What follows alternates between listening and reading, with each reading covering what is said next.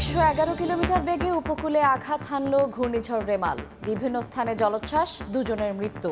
কলকাতায় প্রাণ গেছে একজনের। দৈনন্দিন ব্যয়ে স্বস্তি মিললেই বাজেট নিয়ে খুশি সাধারণ মানুষ। দ্রব্যমূল্য নিয়ন্ত্রণে রাখতে বাড়তে পারে মূল্যস্ফীতির লক্ষ্যমাত্রা, নেতিবাচক মত অর্থনীতিবিদদের। এবং কোরবানি ঈদকে কেন্দ্র করে রাজধানীতে প্রস্তুত 19টি হাট, বেশিরভাগেরই ইজারা কার্যক্রম শেষ। অনলাইনেও চলবে বেচাকেনা। আফতাবনগর হাটে হাইকোর্টের স্টে অর্ডার।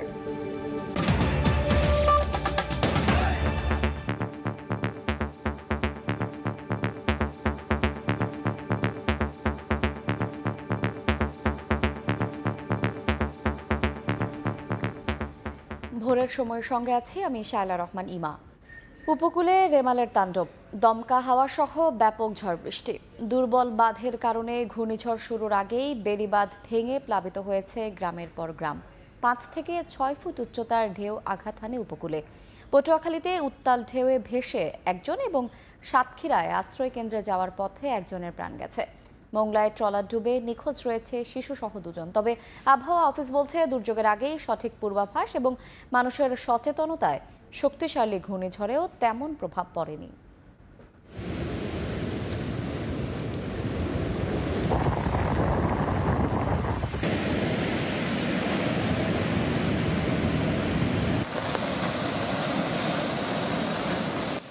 দিনভর শক্তি সঞ্চয়ের পর রোববার রাতে বাংলাদেশের উপকূলে তাণ্ডব লীলা চালায় ঘূর্ণিঝড় রেমাল। 5 থেকে 8 ফুট উচ্চতার জলোচ্ছ্বাস আঘাত হানে উপকূলে। মুহূর্তেই লণ্ডভণ্ড হয়ে যায় বাড়িঘর সহ নানা স্থাপনা, ভেঙে যায় বেড়িবাঁধ। মধ্যরাতের জোয়ার রোমালের অগ্নিমূর্তিতে ঘি ঢেলে দেয়। এতে বরগুনার বিভিন্ন স্থানে বেড়িবাঁধ ভেঙে ও উপচে অন্তত 20টি গ্রাম প্লাবিত হয়েছে। এছাড়া বিভিন্ন স্থানে নদী ও সাগরের পানি বেড়ে প্লাবিত হয় গ্রামের পর গ্রাম। বাতাসের গতিবেগ থাকে ঘন্টায় 111 কিলোমিটারে। স্থানীয়রা বলছে দুর্বল বাঁধের কারণে ঘূর্ণিঝড় শুরুর আগেই ভেঙে যায় অধিকাংশ বেড়িবাঁধ। এতে সুরক্ষার প্রথম পর্যায়ে ভোগান্তিতে পড়েন সাধারণ মানুষ। পটুয়াখালী, বরগুনা, বাগেরহাট, নোয়াখালীতে বাঁধ ভেঙে হু হু করে পানি ঢুকে পড়ে জনপদে। পানিবন্দী হয়ে পড়েছে হাজার হাজার বাসিন্দা। ঘরবাড়ি তলিয়ে যাওয়ায় নির্ঘুম রাত কাটে অনেকের। রেমালের আগ্রাসন থেকে প্রাণে বাঁচতে দেশের বিভিন্ন আশ্রয় কেন্দ্রে স্থান নেয় 10 লাখের বেশি মানুষ। এছাড়া হাজার হাজার গবাদি পশু নেওয়া হয় নিরাপদ আশ্রয়ে। সংশ্লিষ্টরা বলছে মানুষজন আগেভাগে সরকারি আশ্রয় কেন্দ্রে আসায় জানমালের ক্ষয়ক্ষতি কম হয়েছে। আবহাওয়া অফিস বলছে দুর্যোগের আগেই সঠিক পূর্বাভাস এবং মানুষের সচেতনতায় শক্তিশালী ঘূর্ণিঝড়েও তেমন প্রভাব পড়েনি। আমাদের পূর্বাভাস ব্যবস্থার উন্নতি এবং দুর্যোগ ব্যবস্থাপনার যৌথ সমন্বয়ে এবং অ্যাডাপ্টেশনের ফলে এবং মানুষের সচেতনতা বৃদ্ধি করে এই যে শক্তিমাত্রার ঘূর্ণিঝড় হলেও ক্যাজুয়ালিটি অনেকটাই বহুলাংশে লোক পেয়েছে। অনেক সময় আমরা সিঙ্গেল ডিজিট বা শূন্যের কোঠায় আমরা নামিয়ে আনতে সক্ষম হয়েছি। ঘূর্ণিঝড়ের সময় পটুয়াখালী ও সাতক্ষীরা থেকে আশ্রয় কেন্দ্রে যাওয়ার সময় 2 জনের মৃত্যু হয়েছে। এদিকে ঘূর্ণিঝড় রেমালের প্রভাবে 10 নম্বর মহাবিপদ সংকেতের মধ্যে মোংলায় ধারণ ক্ষমতার 4 গুণ বেশি যাত্রী নিয়ে একটি ট্রলার পাড়ের কাছে ডুবে যায়। বেশিরভাগ যাত্রী সাঁতরে তীরে উঠলেও শিশুসহ 2 জন নিখোঁজ হন। এছাড়া বরগুনার পাথরঘাটায় মুক্তিযোদ্ধা কমপ্লেক্স আশ্রয় কেন্দ্রের গ্লাস ভেঙে 2 জন আহত হওয়ার খবর পাওয়া গেছে। সর্দার মোহাম্মদ আরিফ, সময় সংবাদ। ঘূর্ণিঝড় রেমালের আরো খবর জানাতে এই মুহূর্তে সাতক্ষীরার শ্যামনগরে আছেন রিপোর্টার তানজিম আহমেদ এবং পটুয়াখালীর কুয়াকাটায় আছেন রিপোর্টার শাকিল মাহমুদ। সরাসরি প্রথমে যাচ্ছি তানজিমের কাছে। যে তাণ্ডব চালিয়েছে ঘূর্ণিঝড় তার ক্ষতচিহ্ন ফুটে উঠতে শুরু করেছে ভোরের আলো ফোটার পর থেকেই। আসলে রাতভরের যে তীব্র বাতাস এবং এর মধ্যে যে 4 থেকে 5 ফুট উচ্চমাত্রা যে জলোচ্ছ্বাস, এর ফলে কিন্তু আসলে সাতক্ষীরার উপকূল সহ বিভিন্ন উপকূলীয় অঞ্চল, নিম্ন অঞ্চল প্লাবিত হয়েছে। আমরা এই মুহূর্তে সাতক্ষীরা শ্যামনগরের যে নীলডুমুর এলাকাতে রয়েছি, সেখানে আসলে এই মুহূর্তে আমরা একটা ঘর আসলে দেখছি, সেটি পুরোটাই বিধ্বস্ত হয়েছে। এখানে আসলে বেশ কিছু এখানে যে খামারি রয়েছেন তিনি বলছেন যে মুরগির ফার্ম ছিল সেটি আসলে রাতের যে বাতাস যখন প্রচন্ড বেগে বয়ে যায়, মধ্যরাতের একটি সময় আসলে এটি বিধ্বস্ত হয়। এর বাইরে আসলে বেশ কিছু সড়কে কিন্তু গাছপালা পড়ে সেই সব সড়ক বন্ধ রয়েছে। আমরা বিভিন্ন জায়গায় আসলে খোঁজ নিয়েছি, সেসব জায়গাতে সাতক্ষীরার আশাশুনি, শ্যামনগর সহ যে ঝুঁকিপূর্ণ যেসব এলাকাগুলো রয়েছে সেই সব জায়গায় বেশ কিছু জায়গাতে যে ঘূর্ণিঝড়ের প্রভাবে গাছপালা রাস্তাপাড়ে ভেঙে পড়েছে এবং বিভিন্ন জায়গায় কিন্তু ঘেরবাড়ি প্লাবিত হওয়ার উপকূল যেহেতু খুলনা, বাগেরহাট, সাতক্ষীরা সহ উপকূল জুড়ে বিভিন্ন জায়গাতে আসলে ঘেরবাড়ি প্লাবিত হওয়া এবং জনপদও প্লাবিত হওয়ার খবর আমরা পেয়েছি। রাতভর তাণ্ডব চালানোর পরে ঘূর্ণিঝড়টি কিন্তু আসলে সম্পূর্ণ এখনো উপকূল অতিক্রম করেনি। এটি আরো কয়েক ঘন্টা সময় লাগবে অতিক্রম করতে। এর প্রভাবে কিন্তু এখনো গুড়ি গুড়ি যে বৃষ্টি, ভোর থেকে বৃষ্টি শুরু হয়েছে এবং কিছুটা বাতাস আসলে আছে আমরা দেখছি এবং আবহাওয়া দপ্তর বলছে এটি আরো সময় লাগবে এই ঘূর্ণিঝড়টি পুরো অংশ আসলে অতিক্রম করতে। এবং যেহেতু জোয়ারের সময় এটি এর স্থলভাগের মূল কেন্দ্রটি এসে পড়ে, সে কারণে কিন্তু আসলে বেশি মাত্রার যে জলোচ্ছ্বাস, আমরা রাতভর আসলে ছিলাম বিভিন্ন নদীতে, আমরা দেখেছি, কথা ঘুরেছি, আসলে সেখানে অন্তত 4 থেকে 5 ফুট উঁচু মাত্রার জলোচ্ছ্বাস আমরা দেখেছি এবং আবহাওয়া দপ্তরের পক্ষ থেকে আমাকে জানানো হয়েছে যেহেতু জোয়ারের সময় এবং প্রভাবে কিন্তু সঙ্গত কারণেই পানির চাপ বেশি ছিল। এর একই কারণে কিন্তু সুন্দরবন সহ উপকূলীয় বিভিন্ন জায়গা প্লাবিত হয়েছে এবং সবচেয়ে বেশি আশঙ্কার কথা যেটি স্থানীয় মানুষ জানিয়েছেন যে যেহেতু ঝুঁকিপূর্ণ বেশ কিছু বেড়িবাঁধ রয়েছে বাগেরহাট, খুলনা, সাতক্ষীরা উপকূলীয় এইসব জেলাতে অন্তত 2000 কিলোমিটার যে বাঁধ রয়েছে এর মধ্যে 51 কিলোমিটারের মতো আমরা পানি উন্নয়ন বোর্ড সূত্রে যেটি জানতে পেরেছি অধিক ঝুঁকিপূর্ণ অবস্থা ছিল। সেই সব বাঁধগুলো আসলে বিভিন্ন জায়গায় ভেঙে প্লাবিত হয়েছে এবং স্থানীয়রা বলছেন এই যে বাঁধগুলো ভেঙে যাওয়ার কারণে তারা আবারও আসলে বেশ ক্ষয়ক্ষতির সম্মুখীন তাদের হতে হবে। অর্থাৎ এই যে বাঁধগুলোর টেকসই বাঁধের জন্য দীর্ঘদিনের যে দাবি সেটি না হওয়ার কারণেই কিন্তু আসলে এই ধরনের ক্ষতির মুখে উপকূলবাসীকে বারবার পড়তে হচ্ছে। শত শত কোটি টাকা ব্যয় করে যে সংস্কার করা হয় সেটি খুব বেশি টেকসই না হওয়াতে এই প্রতি বছরই তাদের এই ধরনের দুর্যোগের মুখে পড়তে হয় এবং তারা কিন্তু আসলে বলছেন যে শুধু নামমাত্র সংস্কার এবং লোক দেখানো সংস্কারে তাদের আসলে খুব একটা উপকার হবে না। টেকসই বাঁধের যে দীর্ঘদিনের দাবি সেটি পূরণ করতে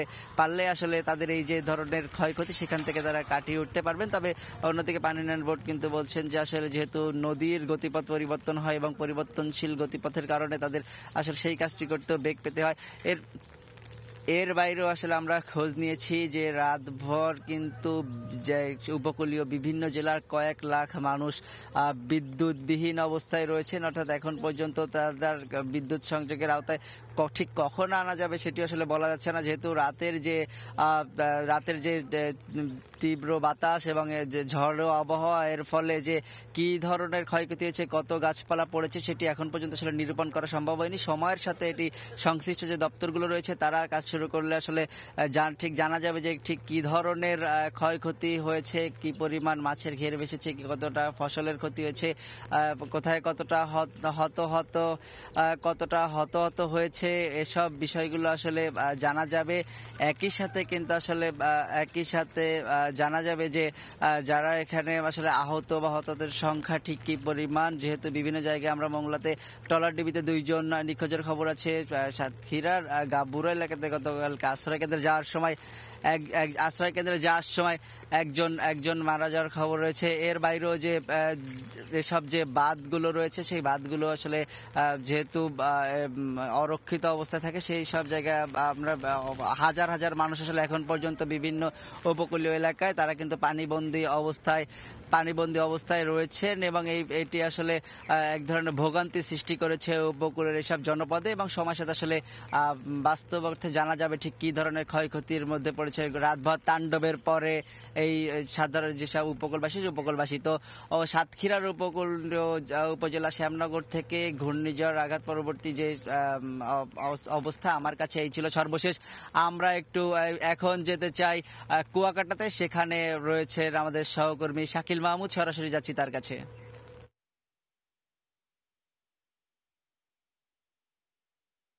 পূর্ণ শক্তি নিয়ে উপকূলীয় অঞ্চলে কিন্তু তাণ্ডব চালিয়েছে ঘূর্ণিঝড় রেমাল এবং গতকাল রাত থেকে একে তো তীব্র বাতাস, তার সাথে বৃষ্টি মিলে উপকূলীয় যে অঞ্চলগুলো আছে তার ঘরবাড়ি থেকে শুরু করে সবকিছু লণ্ডভণ্ড করে দিয়েছে ঘূর্ণিঝড়টি।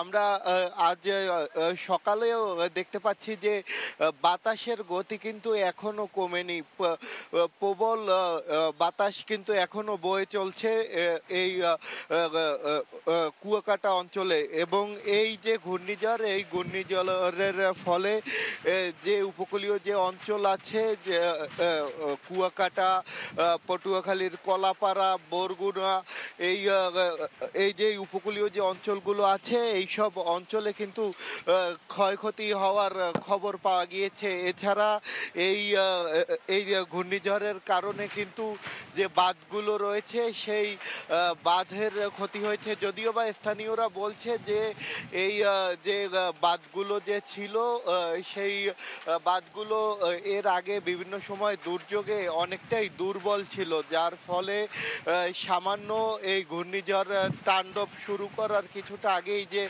পানির যে জোয়ার ছিল সেই জোয়ারে অনেকটাই আসলে এই বাঁধের ক্ষয়ক্ষতি আরো বেশি হয়েছে বলে কিন্তু দাবি করেছে স্থানীয়রা। তবে আমরা যেটা দেখেছি গতকাল সকাল থেকেই কিন্তু প্রশাসনের যারা আছে তারা কিন্তু বিভিন্ন সময় আসলে যারা এই উপকূলের বাসিন্দা আছে তাদেরকে কিন্তু নিরাপদ আশ্রয় কেন্দ্রে যাওয়ার জন্য নানা ধরনের উদ্যোগ গ্রহণ করেছে, মাইকিং করেছে।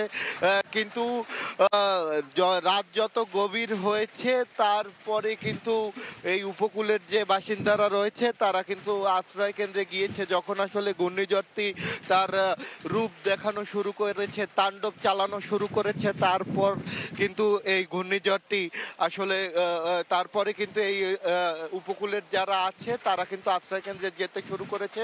এবং আমরা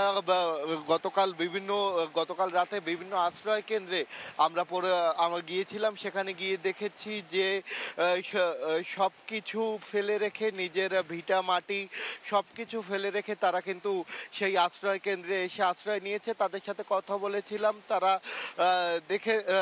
তাদের দুঃখের কথা শুনেছিলাম যে প্রতিটি সময় আসলে উপকূলের মানুষদের এই ঝড় বন্যার সাথে তাদের এই যুদ্ধ করে কিন্তু তাদের বেঁচে থাকতে হয় বলে কিন্তু তারা জানিয়েছে। অনেকে আবার বলেছে যে 2007-এর যে সিডর বা আয়লার যে তাণ্ডব, তার চেয়ে কোনো অংশে কিন্তু এই সিডর রেমালের তাণ্ডব কম ছিল না বলে কিন্তু তারা অনেকেই দাবি করেছে। আমরা কথা বলেছিলাম বরিশালের বিভাগীয় কমিশনারের সাথে, তিনি আমাদেরকে যেটা জানিয়েছেন যে প্রায় 4000-এর উপর আসলে আশ্রয় কেন্দ্র প্রস্তুত ছিল এবং প্রতি মুহূর্তেই আসলে রাত যত গভীর হয়েছে ততই উপকূলের বাসিন্দারা কিন্তু এসব আশ্রয় কেন্দ্রে গিয়ে আশ্রয় নিয়েছে বলে কিন্তু তিনি জানিয়েছেন। এবং সিপিপির প্রায় 32,500 সদস্য এবং বাংলাদেশ রেড ক্রিসেন্ট সোসাইটির প্রায় 1,500 স্বেচ্ছাসেবক কিন্তু রাতভর এই উপকূলীয় মানুষদের সাথে ছিল এবং তাদের খাবার নিশ্চিত, এই যে তাদের খাবারগুলো কিন্তু নিশ্চিতে তারা কিন্তু ভূমিকা রেখেছে। তবে এই যে ক্ষয়ক্ষতির যে এখন পর্যন্ত এই উপকূলীয় অঞ্চলগুলোতে ঠিক কতটা ক্ষয়ক্ষতি হয়েছে তা এখনো জানা যায়নি। তবে এই বাঁধ ভেঙে পানি ঢোকার কারণে কিন্তু ব্যাপক ক্ষয়ক্ষতি হয়েছে এটুকু নিশ্চিত করে কিন্তু বলাই যায়। তবে অল্প কিছুক্ষণের মধ্যেই হয়তো ক্ষয়ক্ষতির পরিমাণটা আমরা আপনাদেরকে জানাতে পারবো। এই ছিল আমার কাছে থাকা ঘূর্ণিঝড় রেমালের সবশেষ তথ্য। আমরা সরাসরি যুক্ত ছিলাম পটুয়াখালীর কুয়াকাটা এবং তার আগে ছিলাম সাতক্ষীরার শ্যামনগরে। পটুয়াখালীতে ঘূর্ণিঝড় রেমাল থেকে প্রাণ বাঁচাতে আশ্রয় কেন্দ্রে অবস্থান নেন সাধারণ মানুষ। তবে ঘরবাড়ি হারানো সহ জানমালের ব্যাপক ক্ষয়ক্ষতির দুশ্চিন্তায় তারা।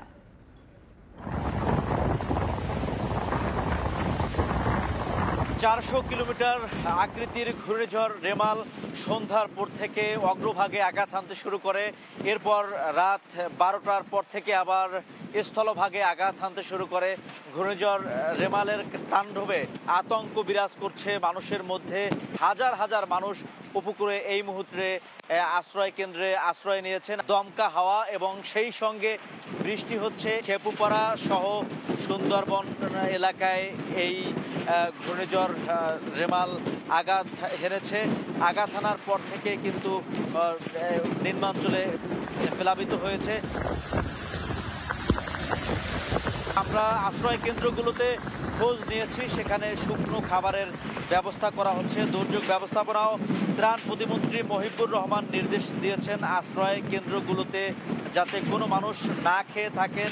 রাঙ্গামালী উপজেলা নির্বাহী কর্মকর্তার সঙ্গে কথা বলেছি, তিনি আমাদেরকে জানিয়েছেন পটুয়াখালীর উপকূলে বিধ্বস্ত বেড়িবাঁধ পাড়ের যে সকল মানুষ রয়েছেন তারা এই মুহূর্তে নিরাপদ স্থানে আশ্রয় নিয়েছেন, যার কারণে মানুষের ক্ষয়ক্ষতি অনেকটা কমতে পারে। তবে মানুষের মালামালের কিন্তু ব্যাপক ক্ষতি হওয়ার একটা সম্ভাবনা রয়েছে। এছাড়াও উপকূলের নিম্নাঞ্চলের মাছের ঘের, পুকুর এবং বাড়িঘর পানির নিচে ডুবে আছে। বিশেষ করে রাঙ্গামালী উপজেলার চালিতাবুনিয়া, চর মন্তাজ, চর আন্ডা, চর হেয়ার এবং বেড়িবাঁধের বাইরের দ্বীপ কাউখালী সহ বেশ কয়েকটি দ্বীপাঞ্চল, নিম্নাঞ্চল এই মুহূর্তে প্লাবিত রয়েছে। ঘন্টায় 90 থেকে 120 কিলোমিটার বেগে বাতাস, দমকা হাওয়া বইছে। তো এ কারণে উপকূলের যে ঘরবাড়িগুলো রয়েছে ঘরবাড়িগুলো ক্ষতিগ্রস্ত হচ্ছে। পটুয়াখালীর কুয়াকাটা থেকে শিকদার, জাবির হোসেন, সময় সংবাদ। ঘূর্ণিঝড় রেমাল থেকে জানমাল রক্ষায় আশ্রয় কেন্দ্রে অবস্থান নিয়েছেন উপকূলের বাসিন্দারা। তাদের জন্য শুকনো খাবার ও পানির ব্যবস্থা করেছে প্রশাসন। ঝুঁকি বিবেচনায় প্রস্তুত রাখা হয়েছে ৯,০০০ আশ্রয়কেন্দ্র।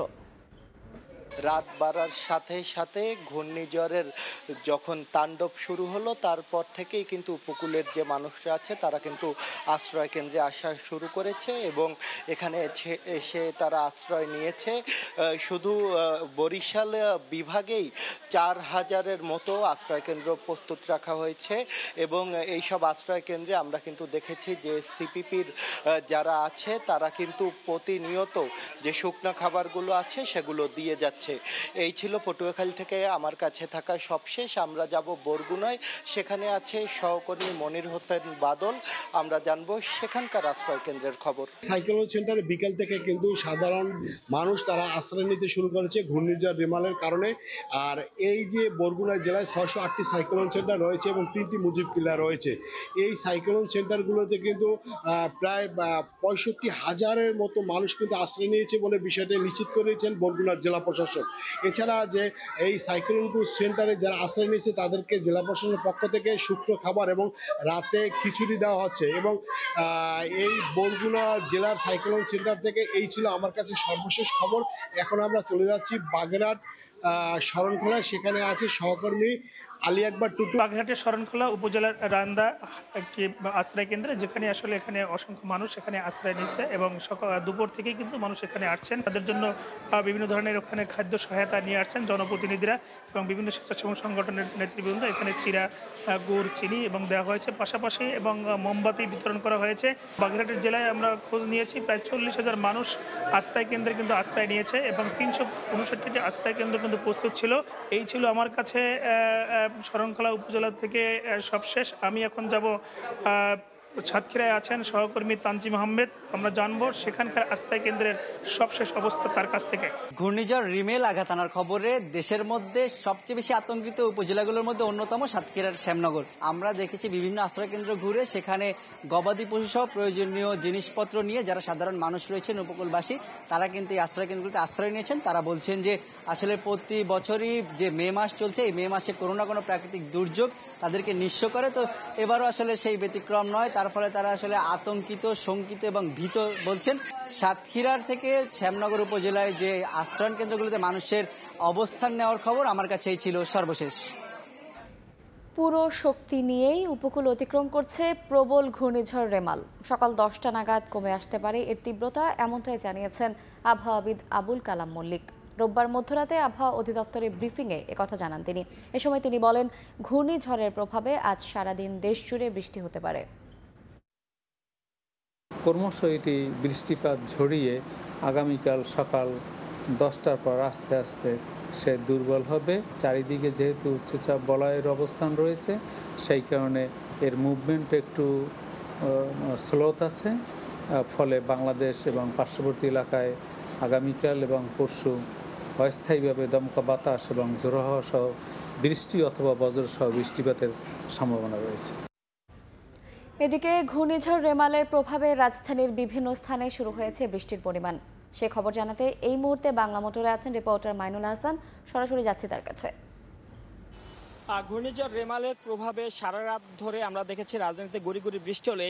এই মুহূর্তে কিন্তু মুষলধারে বৃষ্টি হচ্ছে রাজধানীতে, এবং শুধু বৃষ্টি নয়, সাথে কিন্তু দমকা হাওয়া বইছে। এবং আমরা মূলত ভোর থেকেই কিন্তু এইরকম পরিস্থিতির সৃষ্টি হয়েছে, এবং এখন কিন্তু পুরো রাজধানী জুড়ে কিন্তু এরকম মুষলধারে বৃষ্টি কিন্তু আমরা দেখেছি। এবং এই রকম বৃষ্টি হঠাৎ করেই যেন আবহাওয়া যেন তার রূপ বদলেছে রাজধানীতে। এবং এখন কিন্তু রাজধানীতে যেমনটা আবহাওয়া অফিস আগে বলেছিল যে আজকে থেমে থেমে বৃষ্টি হতে পারে, সেই পরিস্থিতি কিন্তু এখন বিরাজ করছে। এবং আবহাওয়া অফিসের যে দেওয়া বার্তা মতোই কিন্তু আজ সকাল থেকে রাজধানীতে আমরা দেখতে পেয়েছি যে মুষলধারে বৃষ্টি হচ্ছে, এবং এই বৃষ্টি কিন্তু আগামীকালও কিন্তু চলার সম্ভাবনা আছে বলেও কিন্তু তারা আমাদেরকে জানাচ্ছেন। শুধু রাজধানী নয়, আবহাওয়া অফিসের কথা মতো পুরো দেশ জুড়ে কিন্তু এই ঘূর্ণিঝড়, যে প্রবল ঘূর্ণিঝড় রেমাল, তার কিন্তু প্রভাবে কিন্তু এমন বজ্রসহ বৃষ্টি হওয়ার কিন্তু সম্ভাবনা রয়েছে বলে কিন্তু আমাদেরকে জানানো হয়েছিল। এর আগে মধ্যরাতে এক সংবাদ সম্মেলনে কিন্তু আবহাওয়া অধিদপ্তর থেকে আমাদেরকে জানানো হয়েছিল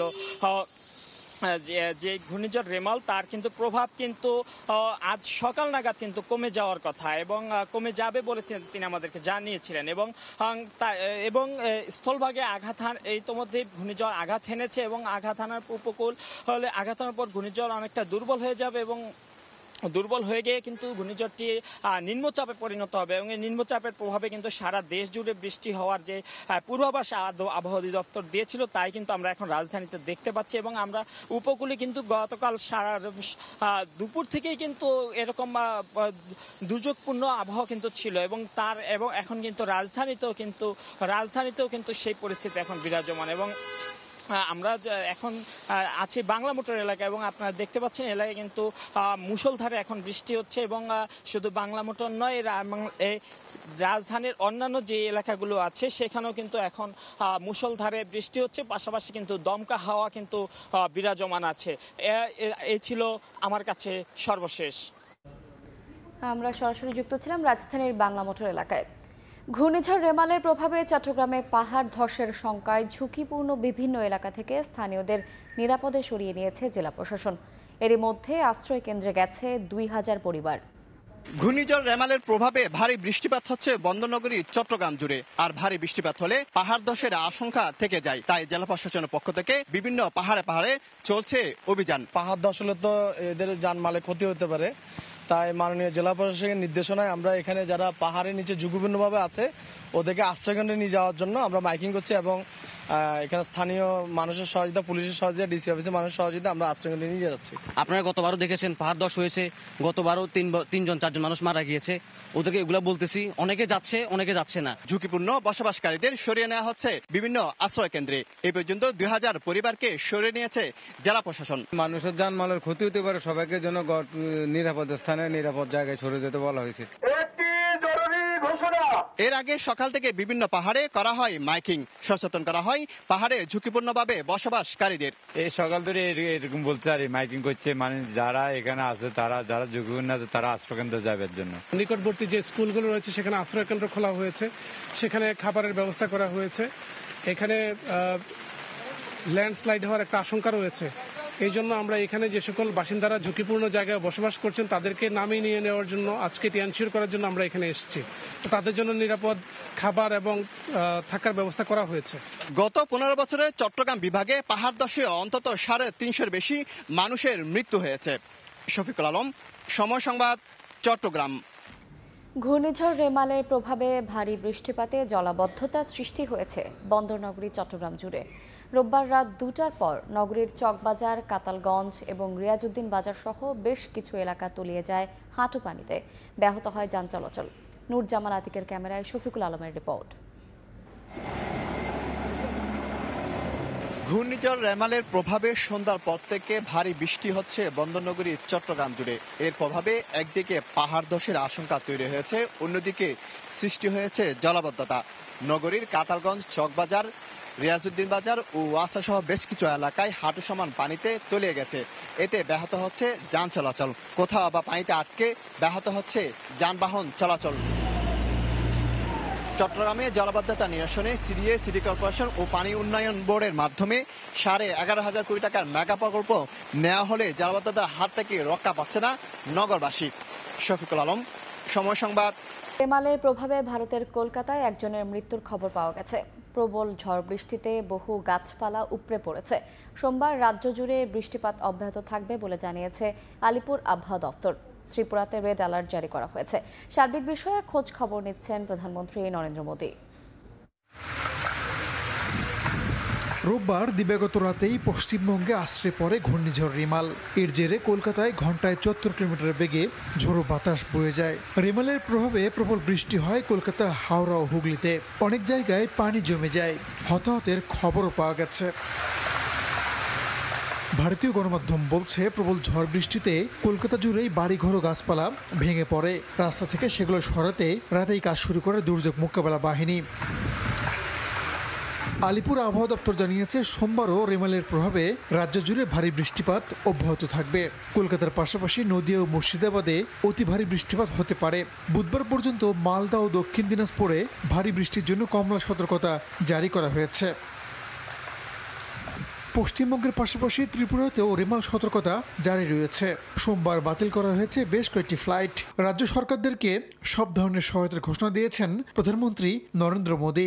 সার্বিক বিষয়ে তিনি খোঁজ খবর রাখছেন বলে জানিয়েছে নয়াদিল্লি। রাহানুল রানা, সময় সংবাদ। সাজাপ্রাপ্ত আসামি তারেক রহমানকে লন্ডন থেকে দেশে ফেরাতে ব্রিটিশ সরকারের কাছে আবেদন করা হবে বলে জানালেন প্রধানমন্ত্রী শেখ হাসিনা। তিনি বলেন, দেশে ফিরিয়ে তার সাজা কার্যকর করা হবে। সকালে গণভবনে প্রধানমন্ত্রী শেখ হাসিনার সঙ্গে শুভেচ্ছা বিনিময় করতে যান কোটালীপাড়া উপজেলা আওয়ামী লীগের নবনির্বাচিত চেয়ারম্যান ও কাউন্সিলররা। এ সময় স্থানীয় কিছু নেতা উপস্থিত হয়েছিলেন গণভবনে। উপস্থিত নেতাকর্মীদের উদ্দেশ্যে সংক্ষিপ্ত বক্তব্য রাখেন সরকার প্রধান। তিনি বলেন, 10 ট্রাক অস্ত্র মামলার আসামি তারেক রহমানকে ফিরিয়ে আনতে সাজা কার্যকর করাই এখন আওয়ামী লীগের অন্যতম কাজ। ডিজিটাল অ্যাক্টের নামে সাংবাদিকরা যেন হয়রানির শিকার না হয় সে বিষয়ে সরকার সতর্ক আছে এবং থাকবে, এমনটা জানিয়েছেন আওয়ামী লীগের সাধারণ সম্পাদক ওবায়দুল কাদের। সোমবার সকালে ডিআরইউ এর প্রতিষ্ঠা বার্ষিকী উপলক্ষে আয়োজিত সভায় একথা বলেন তিনি। ডিজিটাল অ্যাক্ট এটা যাতে অপপ্রয়োগ না হয়, কোনো নিরীহ সাংবাদিক যাতে হ্যারাসমেন্টের শিকার, সে ব্যাপারে আমাদের সরকার এবং আমরা এ ব্যাপারে সতর্কতা। সাংবাদিকতার নামে অপসাংবাদিকতা বিকাশ ঘটাতে না পারে সে ব্যাপারে আপনারা সতর্ক থাকলে আমরা খুশি হব। সরকার জেনে শুনে বেগম খালেদা জিয়াকে মৃত্যুর দিকে ঠেলে দিচ্ছে বলে মন্তব্য করেছেন বিএনপির স্থায়ী কমিটির সদস্য মির্জা আব্বাস। তিনি বলেন, জনগণ সচেতন না হলে দেশের স্বাধীনতা ও সার্বভৌমত্ব থাকবে না। রোববার গুলশানে একটি বইয়ের মোড়ক উন্মোচন অনুষ্ঠানে তিনি কথা বলেন। এ সময় দলটির স্থায়ী কমিটির সদস্য নজরুল ইসলাম খান জানান, দেশ বিরূপ পরিস্থিতির মধ্যে আছে। এই অবস্থা থেকে উত্তরণে যা কিছু দরকার তার সবই করা হবে। অনুষ্ঠান সকল সবাইকে ধন্যবাদ জানিয়ে আমি শেষ করছি। এই ইংরেজি থেকে বাংলায় অনেক কিছু করার বাকি। একটা বিরূপ পরিস্থিতিতে আমরা আছি, কিন্তু তার মধ্যে দিয়েও যত দ্রুত সম্ভব যা কিছু করা প্রয়োজন তার সব কিছু করার চেষ্টা আমরা করবো ইনশাল্লাহ। জেনে শুনে একটা মানুষকে কিভাবে হত্যা করা হচ্ছে, এটা আজকে ইতিহাস সাক্ষী হয়ে থাকবে। যারা আজকে তাকে বিদেশে দিচ্ছে না, তারা ইতিহাসে অপরাধীর খাতে অপরাধী হবে এবং যখন সুযোগ আসবে ইনশাল্লাহ তাদের বিচার হবে। যারা সমালোচনা সহ্য করতে পারে না, তারা কখনো গণতন্ত্রে বিশ্বাস করে। রাজধানী গুলশানের আলিশান 4টি ফ্ল্যাট সহ সাবেক আইজিপি বেনজির আহমেদ ও তার স্ত্রী সন্তানদের 119টি স্থাবর অস্থাবর সম্পত্তি ক্রয়ের আদেশ দিয়েছেন আদালত। একই সঙ্গে শতভাগ এবং আংশিক মালিকানাধীন 23 কোম্পানির শেয়ার অবরুদ্ধ করতে বলা হয়েছে। দুদকের আবেদনে রোববার এই আদেশ দিয়েছেন আদালত। যদি কেউ প্রমাণ করতে পারেন তাহলে আমার এবং আমার পরিবার হাসি মুখে সেই ব্যক্তিকে বা সেই গ্রুপকে আমরা সে সম্পত্তি বিনা পয়সা লিখে দেব। যায় দিন ভালো আসে দিন খারাপ, প্রবাদটি যেন পুলিশের সাবেক প্রভাবশালী কর্মকর্তা বেনজিরের জন্যই। অবসরের পর নিরিবিলি জীবনে হঠাৎই ঝড়, ঝড়ের সেই দমকা হাওয়ায় এখন লণ্ডভণ্ড তার সাম্রাজ্য। বৃহস্পতিবার বেনজির আহমেদের সম্পত্তির ৮০টি দলিল জব্দের আদেশ দিয়েছেন আদালত, সঙ্গে ৩৩টি ব্যাংক হিসাব। এরই মধ্যে এসব সম্পত্তি জব্দের প্রক্রিয়া শুরু করেছে দুদক। এর দুদিন না যেতেই রোববার বেনজির আহমেদ ও তার স্ত্রী সন্তানদের ১১৯টি স্থাবর অস্থাবর সম্পত্তি ক্রোকের আদেশ এলো আদালত থেকে। এছাড়া রাজধানীর গুলশানের আলিশান 4টি ফ্ল্যাট, শতভাগ এবং আংশিক মালিকানাধীন 23 কোম্পানির শেয়ার অবরুদ্ধ করার আদেশ দেওয়া হয়েছে। দুদক আইনজীবী বলছেন, সম্পত্তি বেহাত হওয়া থেকে রক্ষা করতেই অনুসন্ধান চলা অবস্থায় ক্রোক করার পদক্ষেপ নেওয়া হয়েছে। ওনার গুলশানের 4টা ফ্ল্যাট, সাভারের একটি জমি এবং মাদারীপুরের রাজৌরে 114টি তফসিলের সম্পত্তি রয়েছে। দুর্নীতি দমন কমিশন এখন এই ফ্রিজ অর্ডার এবং অ্যাটাচমেন্ট অর্ডার নিয়ে কাজ করছে। সাবেক আইজিপির আইনজীবী বলছেন, ব্যবসা পরিচালনা এবং পারিবারিক ব্যয় নির্বাহের জন্য ক্রোকের আদেশের বিরুদ্ধে আবেদন করা হবে। যেহেতু চাকরি করতেন, ওনার একটা লিমিটেড সোর্স ছিল, তার বাইরেও সম্পত্তি করার পিছনে ওনার একটা সোর্স আছে, এই সোর্সগুলি উনি ডিসক্লোজ করবেন। অনেক নজির আছে যে ব্যবসা পরিচালনার জন্য মাননীয় আদালত অনেকগুলি অ্যাকাউন্ট খুলে দেন, নিজের পরিবার পরিচালনা বা অন্যান্য ব্যয় সংগ্রহ করার জন্য। গত 18 এপ্রিল সাবেক পুলিশ মহাপরিদর্শক বেনজির আহমেদ ও তার পরিবারের বিরুদ্ধে অনুসন্ধান শুরু করে দুর্নীতি দমন কমিশন। আফজাল হোসেন, সময় সংবাদ, ঢাকা। ভূমিহীন দরিদ্র মানুষের বদলে নিজ ও পরিবারের ভাগ্য উন্নয়ন করেছেন ডক্টর মোহাম্মদ ইউনূস। দায়িত্বে থাকাকালে নিয়ম নীতির তোয়াক্কা না করে পরিচালনা পর্ষদকে অন্ধকারে রেখে নিজের পারিবারিক প্রতিষ্ঠানকে 9.5 কোটি টাকা ঋণ দিয়েছিলেন তিনি। শুধু তাই নয়, অবৈধভাবে ঋণ মওকুফ, নিজের প্রতিষ্ঠানকে কোটি কোটি টাকার কাজ দেওয়ার মাধ্যমে বিপুল অঙ্কের আর্থিক সুবিধা নিয়েছেন ডক্টর ইউনূস। তার বিরুদ্ধে এসব অভিযোগের তদন্ত চেয়ে দুদকে আবেদন করেছে গ্রামীণ ব্যাংক। 1983 সালের অক্টোবর থেকে 2011 সালের মে পর্যন্ত গ্রামীণ ব্যাংকের ব্যবস্থাপনা পরিচালক ছিলেন ডক্টর মোহাম্মদ ইউনূস। এই প্রতিষ্ঠানের মাধ্যমে নোবেল জয় করে দেশে বিদেশে সুনাম অর্জন করেন তিনি। বাংলাদেশ ব্যাংক, অর্থ মন্ত্রণালয় এবং নিরীক্ষা কমিটির 40 বছরের রিপোর্ট বলছে, দায়িত্বে থাকাকালে ক্ষমতার অপব্যবহার করে নানা অনিয়মে জড়িয়েছেন অধ্যাপক ইউনূস। ক্ষমতার অপব্যবহার করে গ্রামীণ ব্যাংকের 9.5 কোটি টাকা নিজের পারিবারিক রুগ্ন প্রতিষ্ঠানকে ঋণ দেয়া, পরে ঋণ মওকুফ করা সহ ডক্টর ইউনূসের বিরুদ্ধে কয়েকটি অভিযোগের তদন্ত চেয়ে রোববার দুদকে চিঠি দিয়েছে গ্রামীণ ব্যাংক। এতে বলা হয়, আইন ও পরিচালনা পর্ষদকে অন্ধকারে রেখে পারিবারিক প্রতিষ্ঠান প্যাকেজেস কর্পোরেশনের সঙ্গে চুক্তি করে ইউনূস। নিজের প্রতিষ্ঠানে প্রেষণে নিয়োগ দেওয়া হয় ব্যাংকের কর্মকর্তা কর্মচারীদের, বিনা ভাড়ায় ব্যবহার করা হয় গ্রামীণ ব্যাংকের অফিস। পরিচালনা পর্ষদের অনুমোদন ছাড়াই নিজেই দর নির্ধারণী কমিটি করে গ্রামীণ ব্যাংকের কোটি কোটি টাকার প্রিন্টিং সামগ্রী ছাপানোর কাজ নিজের পারিবারিক প্রতিষ্ঠানকে দিয়েছেন ডক্টর মোহাম্মদ ইউনূস। এক্ষেত্রে মানা হয়নি ব্যাংকের ক্রয় নীতিমালা। এভাবে নিজে এবং তার পরিবার বিপুল অঙ্কের আর্থিক সুবিধা নিয়েছেন। ক্ষমতার অপব্যবহার করে নিজের পরিবারের প্রতিষ্ঠানকে ঋণ দেয়া আইনের পরিপন্থী, প্রতিষ্ঠানের সাথে বিশ্বাসভঙ্গ, অনৈতিক, নারীদের সাথে প্রতারণা, সর্বোপরি ডক্টর ইউনূসের সারা জীবনের বক্তব্যের চরম বরখেলাপ। গ্রামীণ ব্যাংকের স্বচ্ছতা এবং সুনাম পুনরুদ্ধারের জন্য ডক্টর ইউনূসের বিরুদ্ধে ওঠা অভিযোগের তদন্ত জরুরি বলেও জানান তিনি। দুর্নীতির সাথে তার গভীর সংশ্লিষ্টতার প্রমাণ গ্রামীণ ব্যাংকে এসেছে। গ্রামীণ ব্যাংক পরিবার এই সব তথ্যে স্তম্ভিত, লজ্জিত, বিস্মিত এবং হতাশাগ্রস্ত। গ্রামীণ ব্যাংক সংশ্লিষ্টরা বলছেন, ডক্টর ইউনূস ভূমিহীন দরিদ্র মানুষের ভাগ্য উন্নয়নের পরিবর্তে নিজের এবং পরিবারের ভাগ্য উন্নয়ন করেছেন। নিজের জন্য কিছুই করেননি, তার এমন বক্তব্য ভিত্তিহীন। আফজাল হোসেন, সময় সংবাদ, ঢাকা। নিয়োগকারী প্রতিষ্ঠানের অবহেলা আর উদাসীনতায় প্রতি বছর বাড়ছে কর্মক্ষেত্রে শ্রমিক হতাহতের সংখ্যা। পরিসংখ্যান বলছে গত 12 বছরে নির্মাণ খাতে শ্রমিক মারা গেছেন 1359 জন। কলকারখানা ও প্রতিষ্ঠান পরিদর্শন অধিদপ্তর নিয়ম মাফিক নজরদারির দাবি করলেও শ্রমিকদের করুণ পরিণতির জন্য সরকারি সংস্থা কোনোভাবেই নিজেদের অবহেলার দায় এড়াতে পারে না, বলছে শ্রমিকদের অধিকার নিয়ে কাজ করা বেসরকারি উন্নয়ন সংস্থা বিলস। নুরুল আলম নয়নের ছবিতে তানভীর হাসান মেঘের রিপোর্ট।